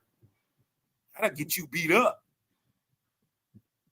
And see, you don't know about Cosmon, the era. High spirituality, high physicality will beat you to death and then raise you right back up. You gonna learn. Hey, that's what we doing with these parts. You already know. Look at this. And to the sick and helpless, to the stranger and the man who comes from far away, to the widow who is destitute, and to the child who has no father, you shall be both father and mother to them. Look at that. And take them into your house and feed them and get them skins and cloth to wear. And if they are lost, you shall go with them and show them the way. Commanding these things to your children and to their children after them forever. And this is the third Ego Queen law, or the law of the Creator, as taught right here in the land of ancient America by our great ancestor, our granddaddy Iwata. Look at this. And you shall not tell lies nor speak falsely against any man, woman, or child, nor break your word of promise, even if threatened with death. The word of your mouth shall be as unchangeable as the setting and rising sun. Look at that, boy. We got a saying in the Americas, right? We got a saying in the Americas that says, your bond is your word. Yeah, your word, your bond. Yeah. Where's that come from? Whew. Right here. Right here. Come from right here. From your great grandfather, Iwata, the son of Haonga. You don't even know who Haonga is. We ain't even gonna go there with you. But what I'm telling you is, this is where you get that saying from. It's an old Indian saying that you should tell no lies, nor speak falsely against any man, woman, or child, nor break the word of your promise. Your word is your bond, even if threatened with death. Where y'all get that from? We find that objectively in the stance of hip hop today. It is this understanding that teaches you not to snitch. We ain't tell you, it ain't say nothing about telling on doing something good. It ain't tell you to do nothing bad. But the whole idea of your bond is your word. And anybody who will go against their word, right, being a no-go in the Americas amongst the American Indians, is source straight from your creator through the great prophet of America, Iwata himself. Man, that's powerful, bro. It's powerful. You know what I mean? Because, I mean, again, what other spiritual text even describes the ancient Aboriginal man and woman of this land? Not only that, where the teachings at? Right. We straight got the teachings. If y'all not paying attention, we got the teachings of Abraham. We got the teachings of Brahma, Poe, Iwata, Zarathustra. You dig? We got the teachings of our great grandfather Iwata here in the Americas. So even dealing with the whole Aboriginal movement and all that, if we was to ask anybody over that way, where your spiritual teachings coming from? Where can we read them at? Right. You know what I mean? Where are you gonna go? Is you gonna go to the mongoloid people you've been pointing the finger at, trying to say you ain't them and they ain't you, and now you gotta go to them for your spiritual ethnicity, culture, religion, spirituality. You gotta go to these same people. Oh, we cowboy. Hey, yeah. Man, hey, this stuff marvelous. Who really the big chief then? You can have millions of followers. That don't make you correct. As a matter of fact, what you need to know is if you are the big channel, right? And today, the lesser light, right, has always been the majority. The majority always runs to the lesser light. The lesser light, yeah. Yeah. So they believe the lower shit. I ain't even pointing the finger and gonna say you wrong about what you teaching. I'm just saying the more base, the more lowly, right? You're gonna always have the highest numbers because the highest light is held by the few. Yeah, absolutely. Absolutely. That's how that look, that's spot on. We know that. You know what I mean? Yeah. The highest light is not held by the multitude. They are the less light. So we see why you the biggest channels. We get it. But that ain't how it's gonna end. Exactly, bro. Look at this. The word of your mouth shall be as unchangeable as the setting and rising sun. And you shall command this to your children and to their children after them. And this is the fourth Echo Queen law, or law of the Creator.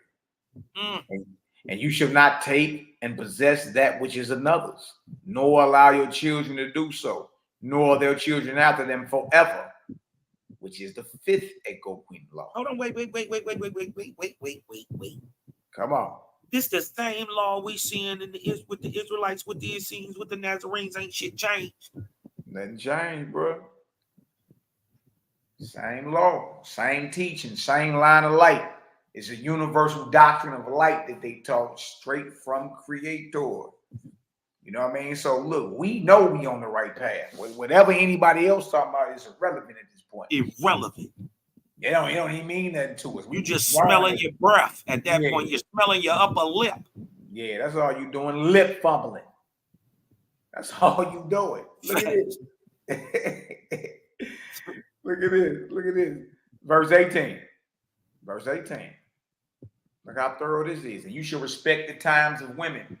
And when she's pregnant with child, you shall not lie with her. Look, that's something that's been taught, right? Yep.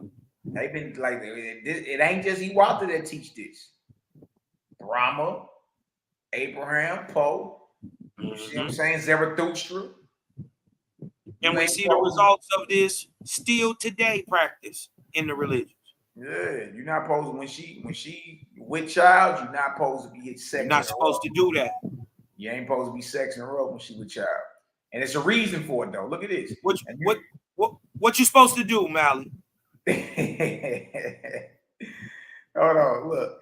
And you should respect the times of women, and when she is pregnant with child, you should not lie with her, nor give her heavy labor, nor angry words. Don't be over there yelling at her. Right. Nor fret her, but be obedient to her. Look at that, fellas. But be obedient to her, doing whatever she asks you to do. Here we it go. is her time, and she is your queen. She's your queen to me. Boy, you don't mess around and put another child up in her, and guess what? You got to obey. Down. You got to obey her. Down, sucker. You gonna start this bondage on earth. Hey, Cal, as soon as the woman find out they pregnant, boy, I'm talking about she can be 3 weeks pregnant. She walking like she 9 months old. She in so much pain. I'm like, woman, you just found out you was pregnant. What is you doing? Her feet hurt now. And hey, the sister's gonna use that all day. I'm pregnant. No, I ain't mad at you, sisters. Use it though. Get them niggas. Nigga, get up. Nigga, get up. Go get me a double pickle sandwich with sauerkraut and ice cream on the side. And her up. Oh no. And they gonna have that little bell on you, Mally.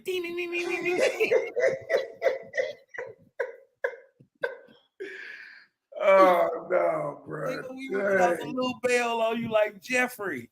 I said I might not want to get the Missy pregnant for a while, boy. She gonna take this and run with it. Out there like, what was this teaching at when I was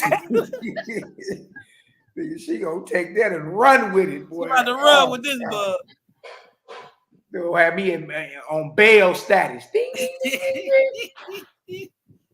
No, man. Look at this.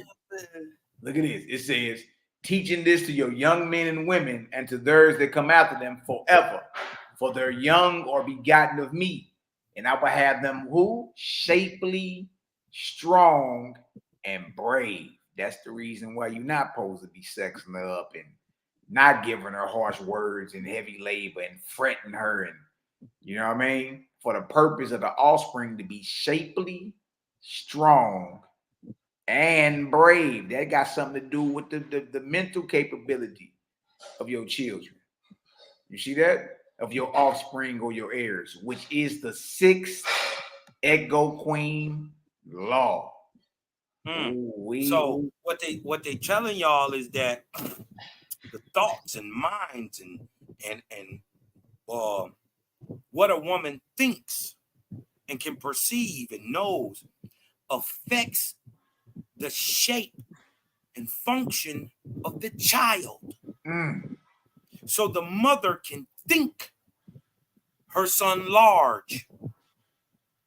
She can think him healthy. She can shape the child in the womb by her mind. This is why you keep her happy. This is why you on her beck and call. This is why you don't scare her. because you could breed up a scary ass child. Because all them feelings, all their thoughts go towards that child and shaping the thoughts and neural pathways and also the physical body of the infantile child still in the womb. So your thoughts are literally becoming reality. Man, that's a marvelous, man. What Dreadful Kyle's mind say? Look what he said. He say, "Shit, too bad. Most don't know this, man." All they got to do with how your heir or your offspring come out. What type of offspring you produce. Wow. Look at this. You should labor 6 days. Hold on. Is this being taught over in the Americas about the Sabbath and the moons? Hold on. You shall labor 6 days, but on the 7th day it is the moon's day. You should not labor, hunt, or fish, but go to the altar of your Creator and dance and sing before me, and sit in silence to hear my words, which I speak into the souls of men, women, and children, teaching this to your children and to their children that come after them forever, which is the 7th Echo Queen law. Look at this. See? Laws of the Creator all over in this land we call Guatemala. 6,000 years ago, man. Look at this. You should restore the rights, restore, Cal, the rites and ceremonies of Chopin and Anubia Pan. Except you should not flatten the head to make a sir, a haonga, to drive the judgment of the brain away to the prophetic regions. And this procedure, you shall swear to me to never restore. Talk to us, Cal. Now, if y'all don't think that this is actually going on, all you got to do is look up the Flathead tribe of America. Not only is there a Flathead River, there are multiple Flathead tribes. One of them is called the Salish. Look it up. Where does that teaching come from? It comes from 3,000 years before. But now he telling them during this time, no, don't do the head binding and the flattening, forcing your child to be a seer, creating autistic children. This is what you're doing.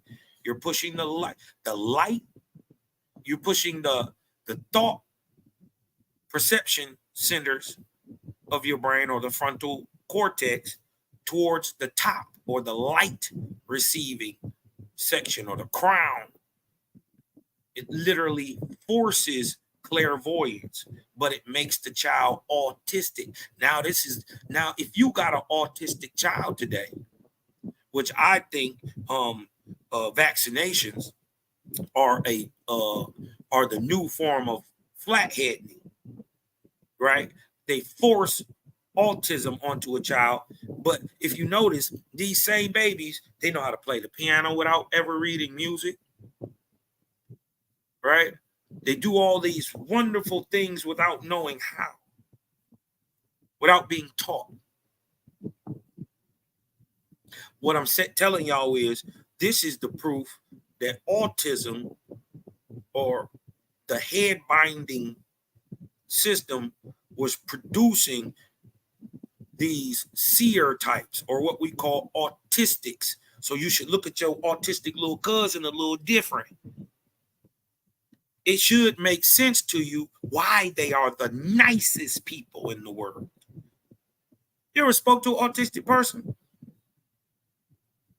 They're the nicest people. Now you know why. Their thinking center has been pushed towards their light receiving centers. So they should be good people.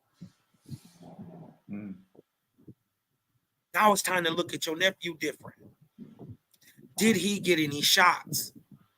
Because what this does is the forcing of suicide onto a child creates an autistic person. Anciently, that word for the person who comes out of this system is called a jinn.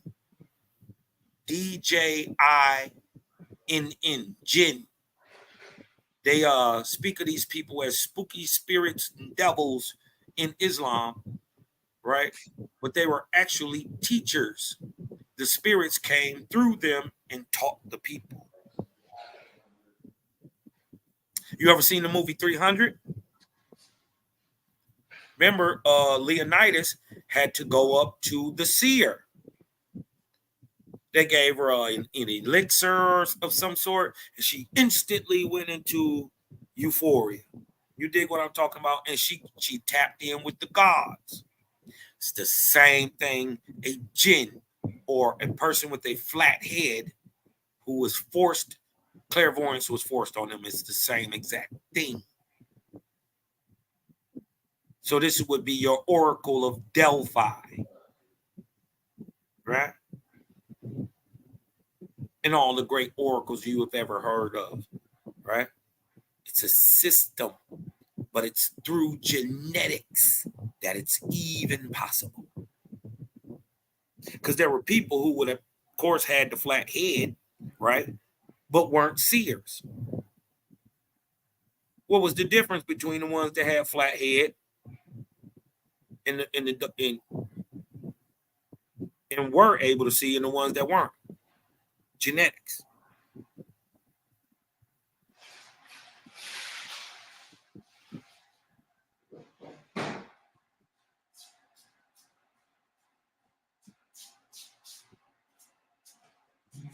Cal, you still there? Yeah, bro. Go ahead. I had to do something real quick. My bad. All right, so look, right here. It says, teaching these things to your children, to their children after them forever, which is the 8th Ego Queen law. Then Iwata, son of Ego Queen, rose up saying, I am your servant, lead me, for I am going in your name, even to the end of the world. For many years, Iwata traveled over all the regions of Guatemala, teaching, gathering together, swearing the people to be forever firm to the Great Spirit. Made them swear solemn oaths that never again would they listen to any god except the Creator. Made them swear they would never be caught by another cunning savior like Atura, whose people delight in war. Iwata gathered the frightened tribes in the villages. Look at this. And taught them writing and engraving. Taught them the secret name of the Great Spirit, Ego Queen, and explained the moon to them and how to keep the 7th day for worship. Look at that. We know this science. We know this today. This is called turtle science or tori, right? This is the turtle science. The understanding of the moon is right on the back of a turtle. Yes. It's crazy. Hey, notice he taught them writing and engraving. Carol, look at that. Come on. So that means they had a written script or logographic or pictographic script at that time, 6,000 years ago. And that means it's 900 years before there is an Egypt. I was just going to say, writing don't start in Egypt then, y'all. Writing don't start in Egypt. Ooh-wee. Look at this. It says right here, the Creator saw the great work of Iwata. Saw the people gathered together in tens of thousands of places. Then the Creator spoke to Iwata saying, look at this, y'all. Remember, this is on this land 6,000 years ago. Look what the Creator said to Iwata. You shall find 40 mighty nations, O my son. And every nation shall be an independent nation. But all the nations shall be united into a brotherhood of nations as one mighty people. And that one shall be called Opa Ego Queen, signifying one. So before there was a United States, 50 United States of America, and starting in 1776, y'all, 3953 BC, it was the 40 United Nations, you dig, over in this land right here of Guatemala, the 40 mighty United Nations of Guatemala, starting by Iwata. And you might be hearing the word. My bad, bro. Go ahead. You might be hearing the word Ego Queen, right? To the anglicized ear, Egoquim sounds like Algonquin. Yes. Egoquim and Algonquin are the same word, but they both mean the Great Spirit, or out of many, one, unity. So the whole United States, right, or the whole North America, right, America itself was created 3953 BC with a government signifying one, Egoquim. Perfect name for a creator, right? One. That's powerful. That's powerful. Look at this. But hold on, it wait, it gets worse. Read what's next, Mally. Look what it say. It say, for when I come in Cosmon, my people shall have many states. Ooh.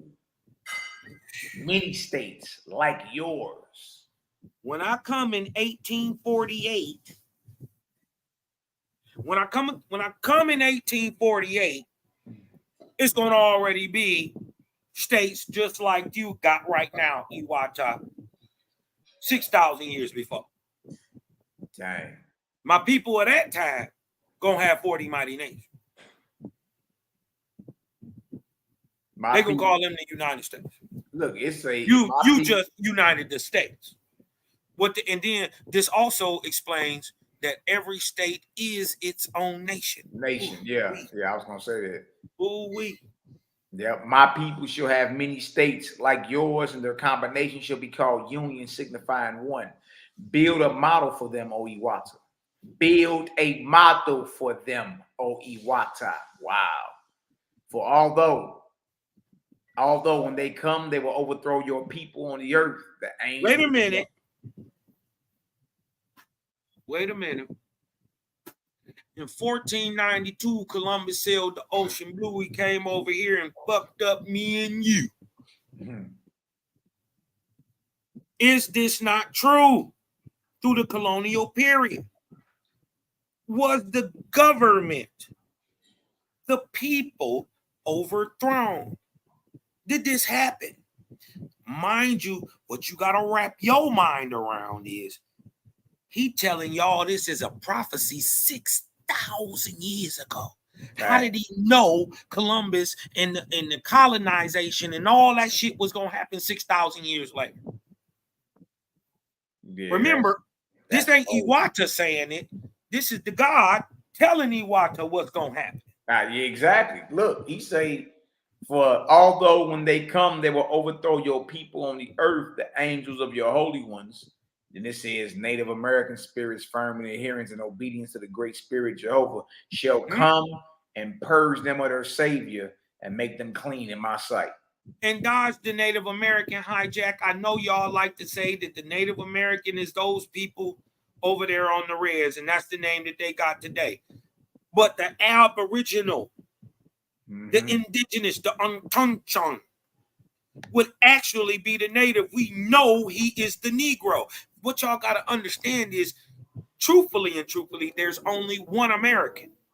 He is from 4 people, but he's one American. He is modernly called and misnomered as the Negro, the Black Negro. African American. There's only one American. He descends from the Algonquin. Man, this is so powerful. Look at this. Then Iwata made the nations, united them into one mighty people, and called them the nations of Opa Egoquin. And they planted the country over with cornfields. Come on, we know who we talking about. In peace. Don't nobody else make cornbread. Don't nobody else make corn like us. We got corn everything. We got corn cob pipes, dresses, shoes, everything made of corn. Telling you.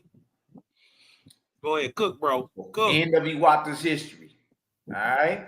All right, so look, son of the Great Spirit, number 6, Moses of North Arabia, Africa. Where we at? 1553 BC. So we 2,400 years later. Under the 24th arc cycle, the arc cycle of Ban. Started in 1553 BCE and ran to 1848 of the Common Era. Period of 3,400 years. See that? Ban is the name of the arc cycle. The Etherian angel over there is Lika, and Lika is a Nirvanian chief. Who were the great men of that period? Moses, Shine, and Capelia. If you get some understanding, spend some vortices up in the chat, man. We cooking. We cooking. Okay. We cooking. Okay. Amenemhat the 4th. Uh-oh. Who was Moses? Uh-oh. This that science they can't give you. Egypt will just try to say, oh, Moses never existed, silly nigger. There is no proof of a Moses. And then you ran into the gang. And then the creator gang came. Yeah. Y'all don't know nothing about Amenemhat the 4th. Let's go. Amenemhat the 4th, baby. You heard it first from the gang. That's who Moses is in history. Yeah. Look at this. Look at this. Moses grew and became a large man, being a pure Ahuan, copper colored, and of great strength. What color is he? Copper colored. Hold on. What color is he? Copper colored, brother. Come on now. And Pharaoh having no son. And remember, Pharaoh, the Ahuans are the megalithic builders. Come on. And Pharaoh having no son bestowed his heart on Moses and raised him as a prince, having provided him with men of great learning to teach him. Hold on. Moses. Pause right there. Pause right there. Pause right there. Because we got to show him. Go back up a little bit. If Moses is Amenemhat the 3rd, right? 4th. And Amenemhat the 4th. And he was adopted, right? By a pharaoh who had no male heirs. All you got to do is go look at and see who Amenemhat the 4th's father is to reveal who we are actually talking about in real time. And when you go back and look, it's Amenemhat the 3rd, a king who had no male heirs. Exactly. And then a male heir just pops up on the record. Oof. What? Surgical with it, Cosmon. Telling you, let's go. Walking down with it. Look at this. It says, and Pharaoh having no son, wow, bestowed his heart on Moses and raised him as a prince, having provided him with men of great learning to teach him. Moses was master of many languages and also made acquainted with kings and queens and governors, foreigner, and he espoused the cause of the king whose dominions held 7 kingdoms beyond Egypt, his tributary kingdoms, which paid taxes to Pharaoh. Chapter 20, Ark of Bond. Don't they say that in the Bible also? That he was a pharaoh, he was a ruler over a kingdom under his father for 9 to 12 years, was it? Yeah, especially in some of the oral histories like Jasher. Jasher go on and talk about how Moses ruled portions of Ethiopia at one time, and it's crazy. He fought he fought with the king at the King Balaam. Yeah. Yep. Fought with the Balaam. Balaam mean magic man, by the way, y'all. Now look at this. Moses, let's see what Moses was teaching. Moses called together the heads and the rabbis privately and spoke before them, saying, what have I taken upon me, O Jehovah? Behold, your sons and daughters that follow me out of Egypt. How shall I bind them to you and not to me, O my Father in heaven? The Creator said to me, Moses, what I say to you, say to the rabbis. and to the head, saying to them, not Moses, nor the heads, nor the rabbis brought you out of Egypt. You were brought out by the Creator, Jehovah, who is God of all, captain of all, head of all, rabbah of all. For in this I have drawn the line between my people and my enemies, the idolaters, the idolaters of men. Because of signs and miracles, the idolaters make a man god of their magician and worship him. Ooh, what? Because of signs and miracles, the idolaters make a man god of their magician and worship him. But who is like you, Moses, my son, in miracles? Who can match you in the magnitude of your proceeding? Who led forth my millions and delivered them out of a great power without loss of a man, woman, or child? But I declare to you, you shall do a greater miracle than any of these. For you shall preserve yourself from becoming an idol before men. For you shall proclaim me to your people in all things, teaching them that you are only a man, and your heads and your rabbis shall likewise teach them the same. For I will put away all idolatry from the face of the earth. Neither will I have kings nor queens. I am sufficient for all men. Look at your creator, boy. As Abraham, look at this, and Abraham who lived 2,400 years earlier, right? Who had that line of light on him. Look at it. As Abraham apportioned my people into families, communities, with rabbis and with chief rabbis, so you, Moses, so shall you reestablish them. See, just like with Zarathustra and Abram and Brahma and Poe, Iwata too, down to who we dealing with now, Moses. It's the same setup, same system in order. Look at this. Look at this. And my commandments, which I gave to Abraham, I will give to you. And I will reestablish my crescent with my rabbis, and my crescent shall be the fullness of my law for the rabbis and chief rabbis. Moses said, I cried to Creator, saying, how shall it be with the square at high noon? Okay, I want you to come in and talk about this. And the angel of Jehovah, speaking in the Father's name, said, listen to this, to the northeast God, to the southwest Lord, to the northwest Baal, and to the southeast Ashtaroth, for Osiris is dead already. Cal, talk to us about that. Okay, and look, if you apply this same knowledge with what they call in the Middle East as a leverage point, you can go on through time and see the gods and the goddesses in those certain areas go on to take on them names, right? And dominate the people at the time. This is proven throughout history. To the northwest, Baal. Look at To the this. southeast, Ashtaroth. They're in them areas. To the southwest, they call it Lord. To the northeast, they call it God. Still that way today, y'all. Look at it.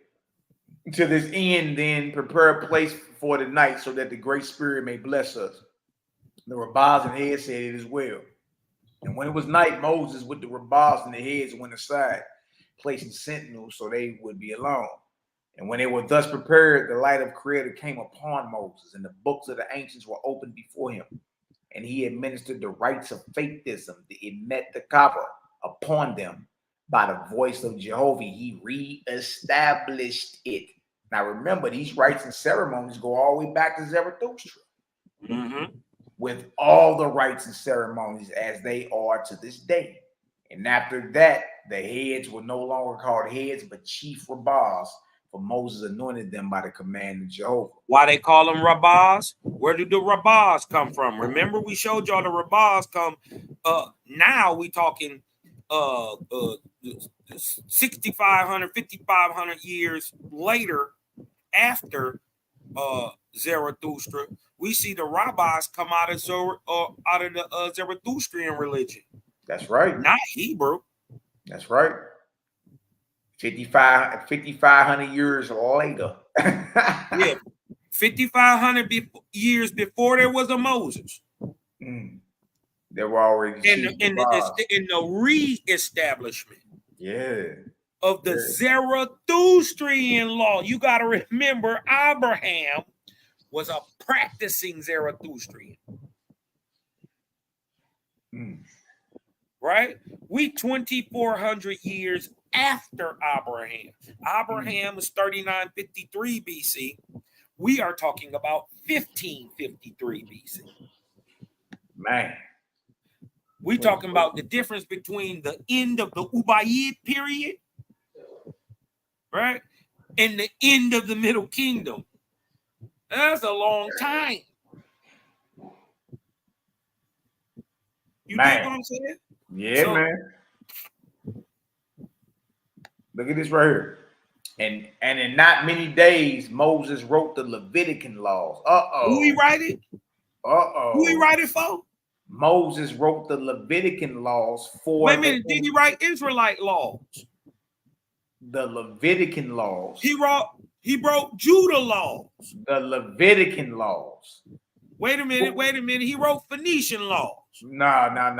Levitican laws. Okay, now we gonna have to see who got these laws, because I was always taught, Malachi, Macabee, the law is for the lawless. Because we don't see, why would the Israelites need a book to teach them how to be Israelites when they were being Israelites so good, even under captivity? The Creator took pity upon them and got them out of there. Now you gonna turn around and give me a book to teach me how to be Israelites? It don't make sense. Somebody may not be Israelites. Look at this. And in not many days, Moses wrote the Levitican laws for the inner temple of Jehovah was in spoken words only. But the outer temple was written. So that it was said the Hebrews have two laws, one which no other man knows, and one for those who are not eligible by faith. Not eligible by faith. By faith, being those who were called Leviticans. So how they gonna be your priests when these niggas needed the law? Look at this. What does Levitican mean? Turn up the fire. Look, it's gonna tell you. We about to burn it down. What does Levitican mean, Malaki, Macabee? Look. It says, because they got, hold on, they pumping that Levitican law right now. 613 statutes, laws, and commandments is for the Leviticans. We got to find out who these niggas is. Look, we about to run up on it. It say, but not Leviticans in fact, but hangers on who had followed the Israelites out of Egypt. And who, for the most part, had no God, little judgment, and no learning. Hold on. Wait a minute. Go back. Because somebody practicing Levitican law today. Where do we find Levitican law at? Is Levitican law not in the Bible? In the book of Leviticus. What we're trying to tell y'all is the law is for the lawless. Moses ain't write nothing for Israelites, never. Why? Because the inner temple was in spoken words only. They had a law that everybody knew, and the law that only the real Israelites knew. So they wrote the Leviticans. By the way, Levitican means hanger on, wanna be. You got niggas running around here talking about some they chief priest today from the tribe of Levi. Chief Levitican, right? You are. You are a hanger on. You follow of little judgment and no learning. It say for the most part had no God, little judgment, and no learning. Good. Yes, they are. You exactly are a Levitican. Wow. Look at this. But regarding all that Moses did and taught, how he labored with his own hands, many books could be written. And it is doubtful if the world ever produced another so good and great of a man. Son of the Great Spirit, number 7, Kapilia of India. 1553 BC. Ooh, 24th arc cycle we in. Called the Ark of Bond. Ran 3,400 years. 1553 BC to 1848 of the Common Era. Moses of Egypt, Capelia of India, and China of Japheth of China. Let's work. Boy, Cal, look at this picture right here, boy. Oh, wait. Look at that brother right there, boy. Oh, wait. China. Look at that brother right there, not playing with you. Oh. Well, look Red, at that. Look at copper that. color brown. Look at that. Look at that glare on that brother. Boy, he is. Listen, he has no game in him. He don't play damn game. Nah, bro, ain't no games being played. Ain't no games being played. Look at this right here. So 1553 BC, chapter 11, Ark of Bond. Jehovah said to Capelia, my chosen shall not have kings. Look at that. I, Jehovah, am king, as through who, God? Zarathustra. I ain't gonna tell you again. I gave Rabbahs and chief Rabbahs. So have I done the same through you, and their families are my family. Same system and order, y'all. And we 5,500 years to 6,000 years after Zarathustra. Look at that. Same line of light. To the unrighteous I give kings and kingdoms of men. For they who do not perceive me, who am the higher law, shall have that which they can perceive, which is, what is that, Cal? The lower law. The lower law. A kingdom is thrust upon you. What will you do? Capelia said, what shall I do, O Jehovah? Jehovah answered, saying, permit yourself to be proclaimed at home and in the provinces, after which you shall ratify the laws and then abdicate, and the kingdom shall fall into other hands. Hey, keep cooking. I gotta go grab this thing real quick. Keep cooking. Absolutely. Capelia was proclaimed and known as King Capelia, and he abdicated, and then Heliopoulos became king. And he became obligated to Capelia, so that the latter, though not king, stood as a protector over the faithless, even greater than Heliopoulos. Nor can any laws be enacted affecting the faithless without the consent of Capelia. Jehovah has said, my people shall be a separate people. They shall live under my laws, for I am their king. Now, the whole time from Capelia's first beginning of the restoration of who? The Zarathustrians, faithless, until establishing a protectorate for them was 5 years. After this, Capelia traveled about east and west and north and south, collecting together the scattered remnants of his people. And he established them in colonies and taught them not only rites and ceremonies, but also taught the lost arts of what? Tilling the soil and of making fabrics out of hemp, wool, and silk. And he established schools and provided teachers for the people. Capelia said the first virtue is to learn to find the Creator in all things and to love and glorify him. The second virtue is cleanliness. All people, old, young, shall bathe once a day. Yeah, wash your stinking ass. Bathe once a day. The third virtue is to eat no fish. Look at that. All these brothers, even down to what goes in your chops or down your throat. They all talk the same thing. You know what I mean? Look at this.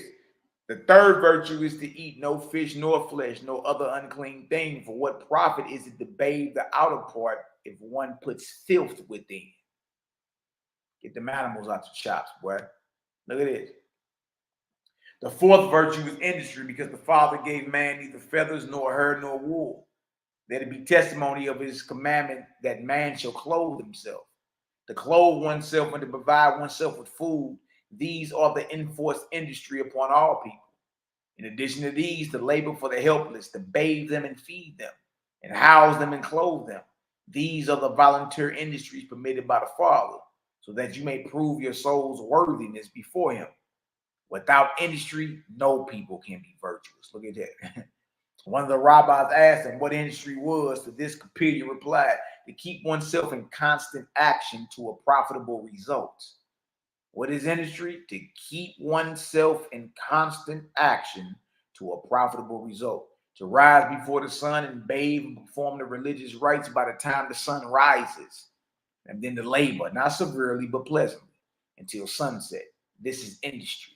The industrious man finds little time for Satan's inspiration. Stay busy, y'all. Stay in motion. The industrious man finds little time for Satan's inspiration. Let's keep cooking. The fifth virtue is of the same kind, which is labor. There shall be no rich among you, but all shall labor. As reasonable labor develops the strength of your physical bodies, so also by the act of labor, the spirit of man develops beneficial growth. So also by the act of labor, the spirit of man develops beneficial growth for its habitation in heaven.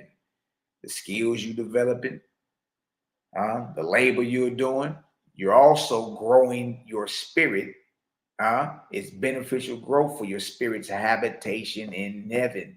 The skill you have now, the talents you perfect now, directly affect your habitation in the heavens. That's powerful. Look at this. For I declare to you a great truth, which is that the idle and the rich who do not labor with the physical body are born into heaven helpless as babes. Boy, salute all the brothers and sisters to get out here and do something with their hand, man. You know what I mean?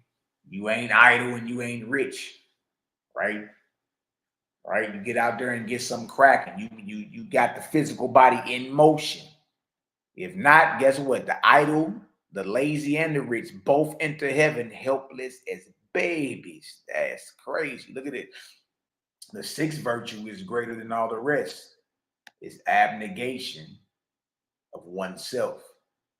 Without abnegation, no man shall have peace of soul, either on earth or in heaven. Consider what you do, that it shall profit yourself.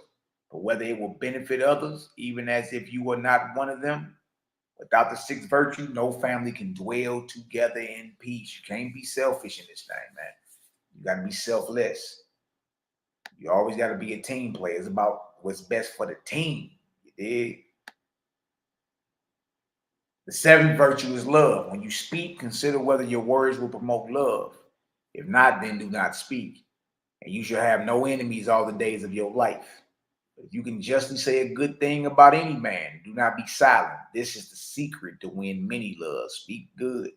Or consider what your words are going to provoke in the next person. Is it going to provoke some type of anger and demon time, or is it going to like encourage them?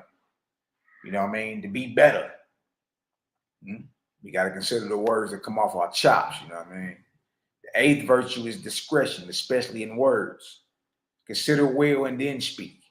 If all men would do this, you would be surprised at the wisdom of your neighbors. Discretion is a regulator. Without it, man is like a tangled thread. You got to be discreet, man. Use discretion. The ninth virtue is system and order. A weak man with system and order does more than a strong man without them. 10th virtue is observance. With observance, a man accepts from the ancients those things that have been proven to be good, such as rites and ceremonies. Without observance, a man begins back even with the earliest of the ancients, and thus casts aside his profit in the world. The 11th virtue, all spiritual nuggets being dropped. Look at this. The 11th virtue is discipline. The discipline for the individual and the family. He who does not have discipline is like a racehorse without a rider. A time to rise, a time to eat, a time to pray, a time to dance, a time to labor. These are good in any man. But the family that practices them in unison with one another has discipline. That's powerful. Look at this. The 12th virtue is like discipline and is obedience. All good and great men are obedient. He who boasts about his disobedience to discipline is a fool and a madman. Greater and better is the weak man of obedience than the strong man of defiance. For the first promotes the harmony of the family, but the other ruptures it. Consider these 12 virtues. They are sufficient laws for the whole world. Man may multiply books and laws forever, but they will not make the family or colony or state happy without the adaptation of these 12 virtues. If you're getting some understanding, throw some foes up in the chat. Chapter 12, Ark of Bond. We coming on down the line, man. We coming on down the line. Oh, wait, oh, wait. Coming on down the line. I heard nothing evil yet, Yaffa. Ain't heard nothing evil yet either. Ain't gonna hear it. Ain't gonna hear it. Chapter 12, or combined, Capilla being inspired of the Creator said, let your life be your preacher. Let your life be your preacher. The behavior of one good man, even in a sparse country, is of more help than 1,000 preachers. Let your life be your preacher, man. Look at this. The clamor of the tongue makes speedy converts, but it does not change the blood. Those thus converted perform the rites and ceremonies, but their behavior is not of the 12 virtues. One community, a family of a score of men and women who dwell together in peace and love, doing good toward one another, is the manifestation of more wisdom than all the books in the world. See, it's all about affiliation. It's all about uniting and living community, living amongst each other. All things in common. Look at this. A man who has learned sympathy is better learned than the philosopher who will kick a cat or a dog. Great learning is not only in books. Great learning is not only in books, because today everybody worships books, especially your spiritual books.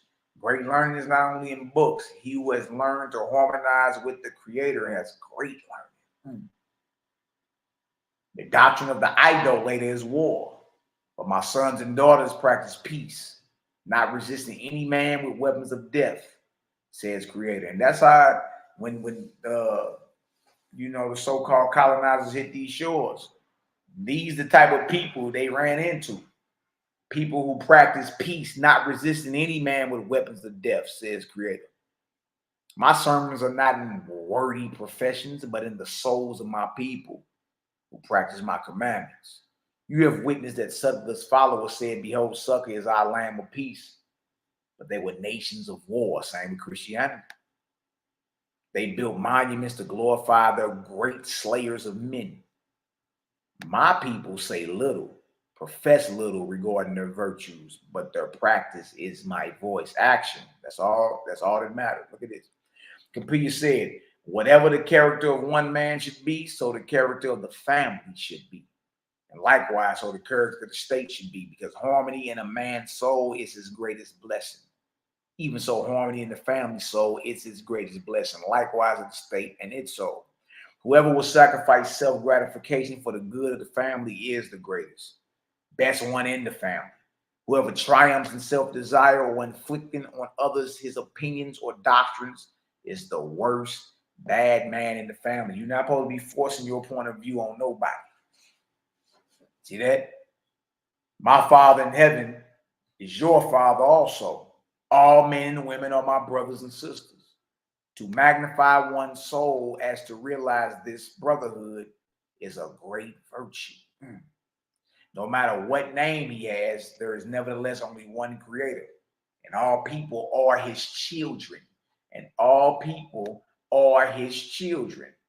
Call him whatever name you will. I will not fight with you. I am a child of his love. By love, I will prove it to you. No man can prove this by war. You can't prove you a child of Creator by warfare, bloodshed. At death, the real life begins. Look at Peter's teaching. At death, real life begins.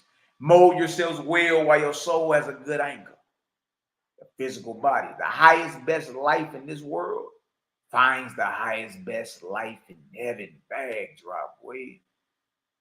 The highest, best life in this world finds the highest, best life in heaven. Love your Father who created you. Virtuous happiness is little more than this. The happiness of lust is hate to your Creator. Oh, man, y'all hear that? The happiness of lust is hate to your Creator. The man learning to swim had better go in with corks till he finds the stroke. Your Creator, look at this. Your Creator gave you a corporeal body, which is like the corks to sustain you while you grow in spirit. Do not be in haste to enter the unseen world. Make sure that you have learned the stroke of the resurrection before you put aside your flesh and bones, boy, huh? Huh?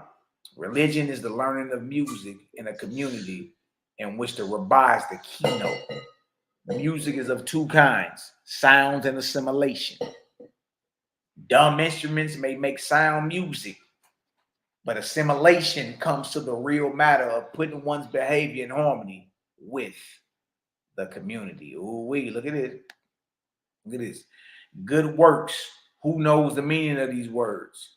King Yakrava judged the good works of a man by the number of bad men he had slain. When almshouses promote laziness, when almshouses, charity houses promote laziness, they are not good works. Preaching, praying, preaching, praying, and singing are not works. They are the blossoms. They are the blossoms, and with enticing fragrance, yet Satan persuades man that these are good works. Nevertheless, all fruit is preceded by blossoms. The most learned man, the most pious man, and the greatest philosopher cannot tell what is the meaning of the words good works. Look at this. Look at this. But a mother with a child 1 day old can tell. A farmer who has sown and reaped one harvest and given half of it away to the less fortunate can tell also. To bring forth out of the earth food or clothing, these are good works only so far as they exceed one's own requirements and are given to others. To live on the earnings of others except in time of helplessness is evil. To preach and not produce substance for others, such a man is a vampire. He sells sermons and opinions to the ignorant, making believe his words are the Creator's concerns. The preacher shall dwell with the poor. The preacher shall dwell with the poor, taking hold with his own hands, teaching and helping. He who gives words only and not labor is a servant of hell. He who finds honeyed words and draws his voice, he lives in ease and plenty. He stretches out a long face seriously. He is a hypocrite and a blasphemer against his creator. But love and rejoicing, and with willing hearts stand up right before Jehovah. For your preaching shall bear evidence of joyful light, and your presence give to the weary and disconsolate assurance that you are the Creator's Son. Come in earnest to glorify him by righteous works and a helping hand. Besides Capella's book of maxims, look at that. Capella had a whole book of maxims. Besides Capella's books of maxims, the quarter of which is not here related, he also restored, what he restored? The Zarathustrian commandments and the songs of Vivano. Not since 2,000 years were the children of Jehovah so well standing before the world, and peace and plenty came upon the land of India, even greater than in the days of Brahma, 2,400 years earlier, right? Brahma was in India before Capella. Thus closes the history of Capella, who was led in all things by Jehovah through his angels, even to the words he uttered, though often he did not know it. Such it is to walk with the Creator. Now, while this was going on in India, the Creator also labored through his angels in the land of Egypt with Moses, about whom we're following. We already went into Moses, son of the great spirit, number 8. Chine or Chine of Japheth, 1553 BC, same arc cycle as Moses and Capella. Be coming on down to the end of this thing. See how long we've been on here. We could do a part 2 for real. Let me see.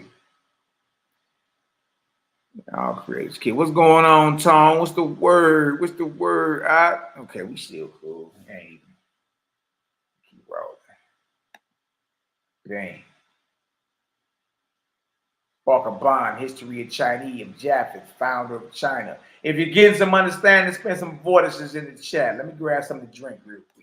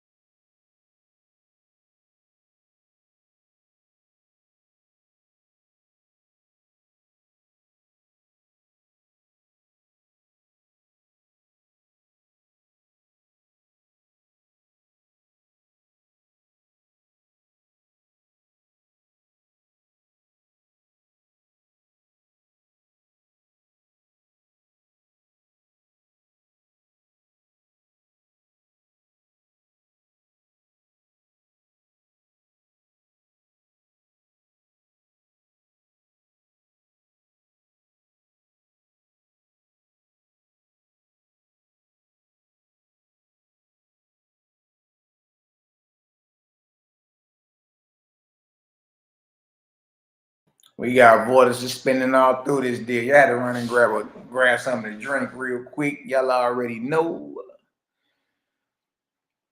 Let's go ahead and wind this thing on down, man. Let's go ahead and work. Archabon OI Speed, chapter 21. I mean, again, we ain't heard nothing evil thus far.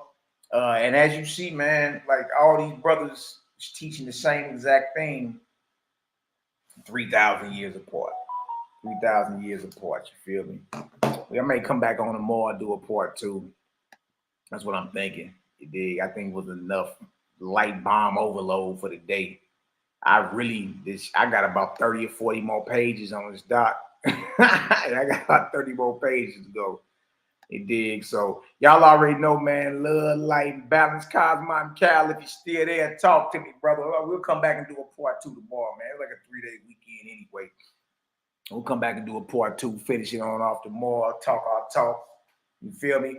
But if you're there, brother, come chop it up with us. Give us some last words. What y'all think about today's lesson, man? The sons of the great spirit and the universal doctrine of light. If y'all were edified and enjoyed part 1 of that, go ahead and throw some 9s up in the chat. Let's work. We're going to shut it on down. We've been running about 4 hours. I got about 30 more pages in that doc right there. You know what I mean? So I think that's enough to retain for the day. And then we'll come back in tomorrow, chop it up some more, do a part 2. And we walking on down. We at 1553. We started in 7053 BC. And we all the way down to 1553. Then we can go down to 750 BC. Then we're going to get on down to like 146, dealing with Joshua the Nazarene, Yeshua. And as you see, they all were teaching the exact same system and order. You know what I mean? All good, love, and light. Look at intuitive dope to shine the fate. Looking, hey. Love, light, and balance, man. Look, I see all 9s in the chat. I'm glad everybody got some understanding. You know what I mean? I'm glad everybody got some understanding today. Love, light, and balance, or love, light, and Cosmo. Enjoy the rest of your weekend. You know, and it's an excellent day to get outside and do something good for someone. You feel me? That's how we get that spiritual grade up. But as you see, it's the same line of light. Goes all the way back to that prophet, great-grandfather of ours, Zarathustra. And they all taught the same thing in all the different divisions of the earth. You know what I mean? I ain't heard nothing evil yet. It either resonates with your spirit and soul, or it rattles and jars your spirit or soul. But either way, you're going to be all right. Eventually, you got to submit to the light. You dig? It's only a matter of when. It ain't an if. It's a when. Eventually, you going to be like, man, y'all was right, man. Dang, I've been bull. I've been tripping, man. Y'all was right. And we're going to be like, we told you, come on. Now, you know we could have been on this path hundreds of years ago, right? You know, come on. It ain't never too late. Let's rock.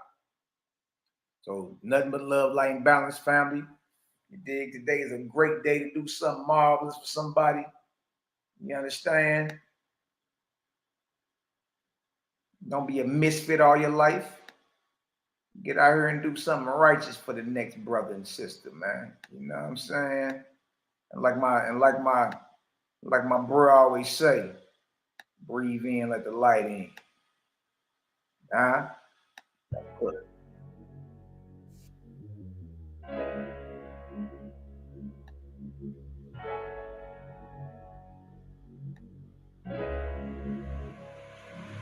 And oh yeah, put that Super 7 in the air. Tell me how you feel it when you feeling up there. When you in the sky breathing rarefied air. When you breathing rarefied air, oh yeah. Put that Super 7 in the air. Tell me how you feeling when you feel it up there. When you in the sky breathing rarefied air. when you breathe in rarefied air. Just that Japheth, that chow mein, that papa bull, that towel mein since sunset in the arc of Wayne. My brain moving like Tao saying, so as above, it's so below. That up and that down thing, this flow is atmospheric. I call that a ground game. See, water is knowledge, so if I'm teaching, you're learning. So how your God make a sun without vortexing current? See the pattern is panic, I'm reaching out for my people. Oh, watch me flow through your speakers, you feel the force of the equal. And when the force gets the equal, I'm taking off like an eagle. Police popped the pastor yesterday for pushing put equal. My DNA is Moshe, mix that thing with higher water. My spirit rate is OTN, it's just a higher order. Got more light than Kavita, rap a lot just like Tila. Went from sinner to saint, shout out my big homie Sela. Got more torque than a sports car, got more work than a door star. In the 4 million I make, I'm giving the Dr. Umar, oh yeah. Yeah. Put that Super 7 in the air. Tell me how you feeling when you feeling up there. When you in the sky breathing rarefied air. When you breathing rarefied air, oh yeah. Put that Super 7 in the air. Tell me how you feeling when you feeling up there. When you in the sky breathing rarefied air. When you breathing rarefied air, oh yeah. Super 7 in my rites and ceremonies. I'm married to Jehovah, holy matrimony. Confucius say, in the words of Caillou, before you hit the tomb, be a bridegroom. Only got one question for Miss Susan B. On how to last Ahu when it's now a Angui. Blame my inspiration, I'm just thinking thoughts. But in the way of God's, we gon' keep it short. Why Jesus wanna kill me, Matthew 10:34. Just a couple questions that I'm needing to know. Oh, watch me flow, it's so potent. Set the vortex in motion. Super 7, I'm floating across the Aegean Ocean. Oh, you a Muslim now, so I guess you make it a lot. Well, I'm an Israelite, I'ma make him at the Shabbat. Got Moses on the bumper, super slap off in my spaceship photosphere. So I stay lit, peace and light to the faith is so yeah. Put that Super 7 in the air. Tell me how you feeling when you feeling up there. When you in the sky breathing rarefied air. When you breathing rarefied air, oh yeah. Put that Super 7 in the air. Tell me how you feeling when you feeling up there. When you in the sky breathing rarefied air. When you breathing rarefied air, oh yeah.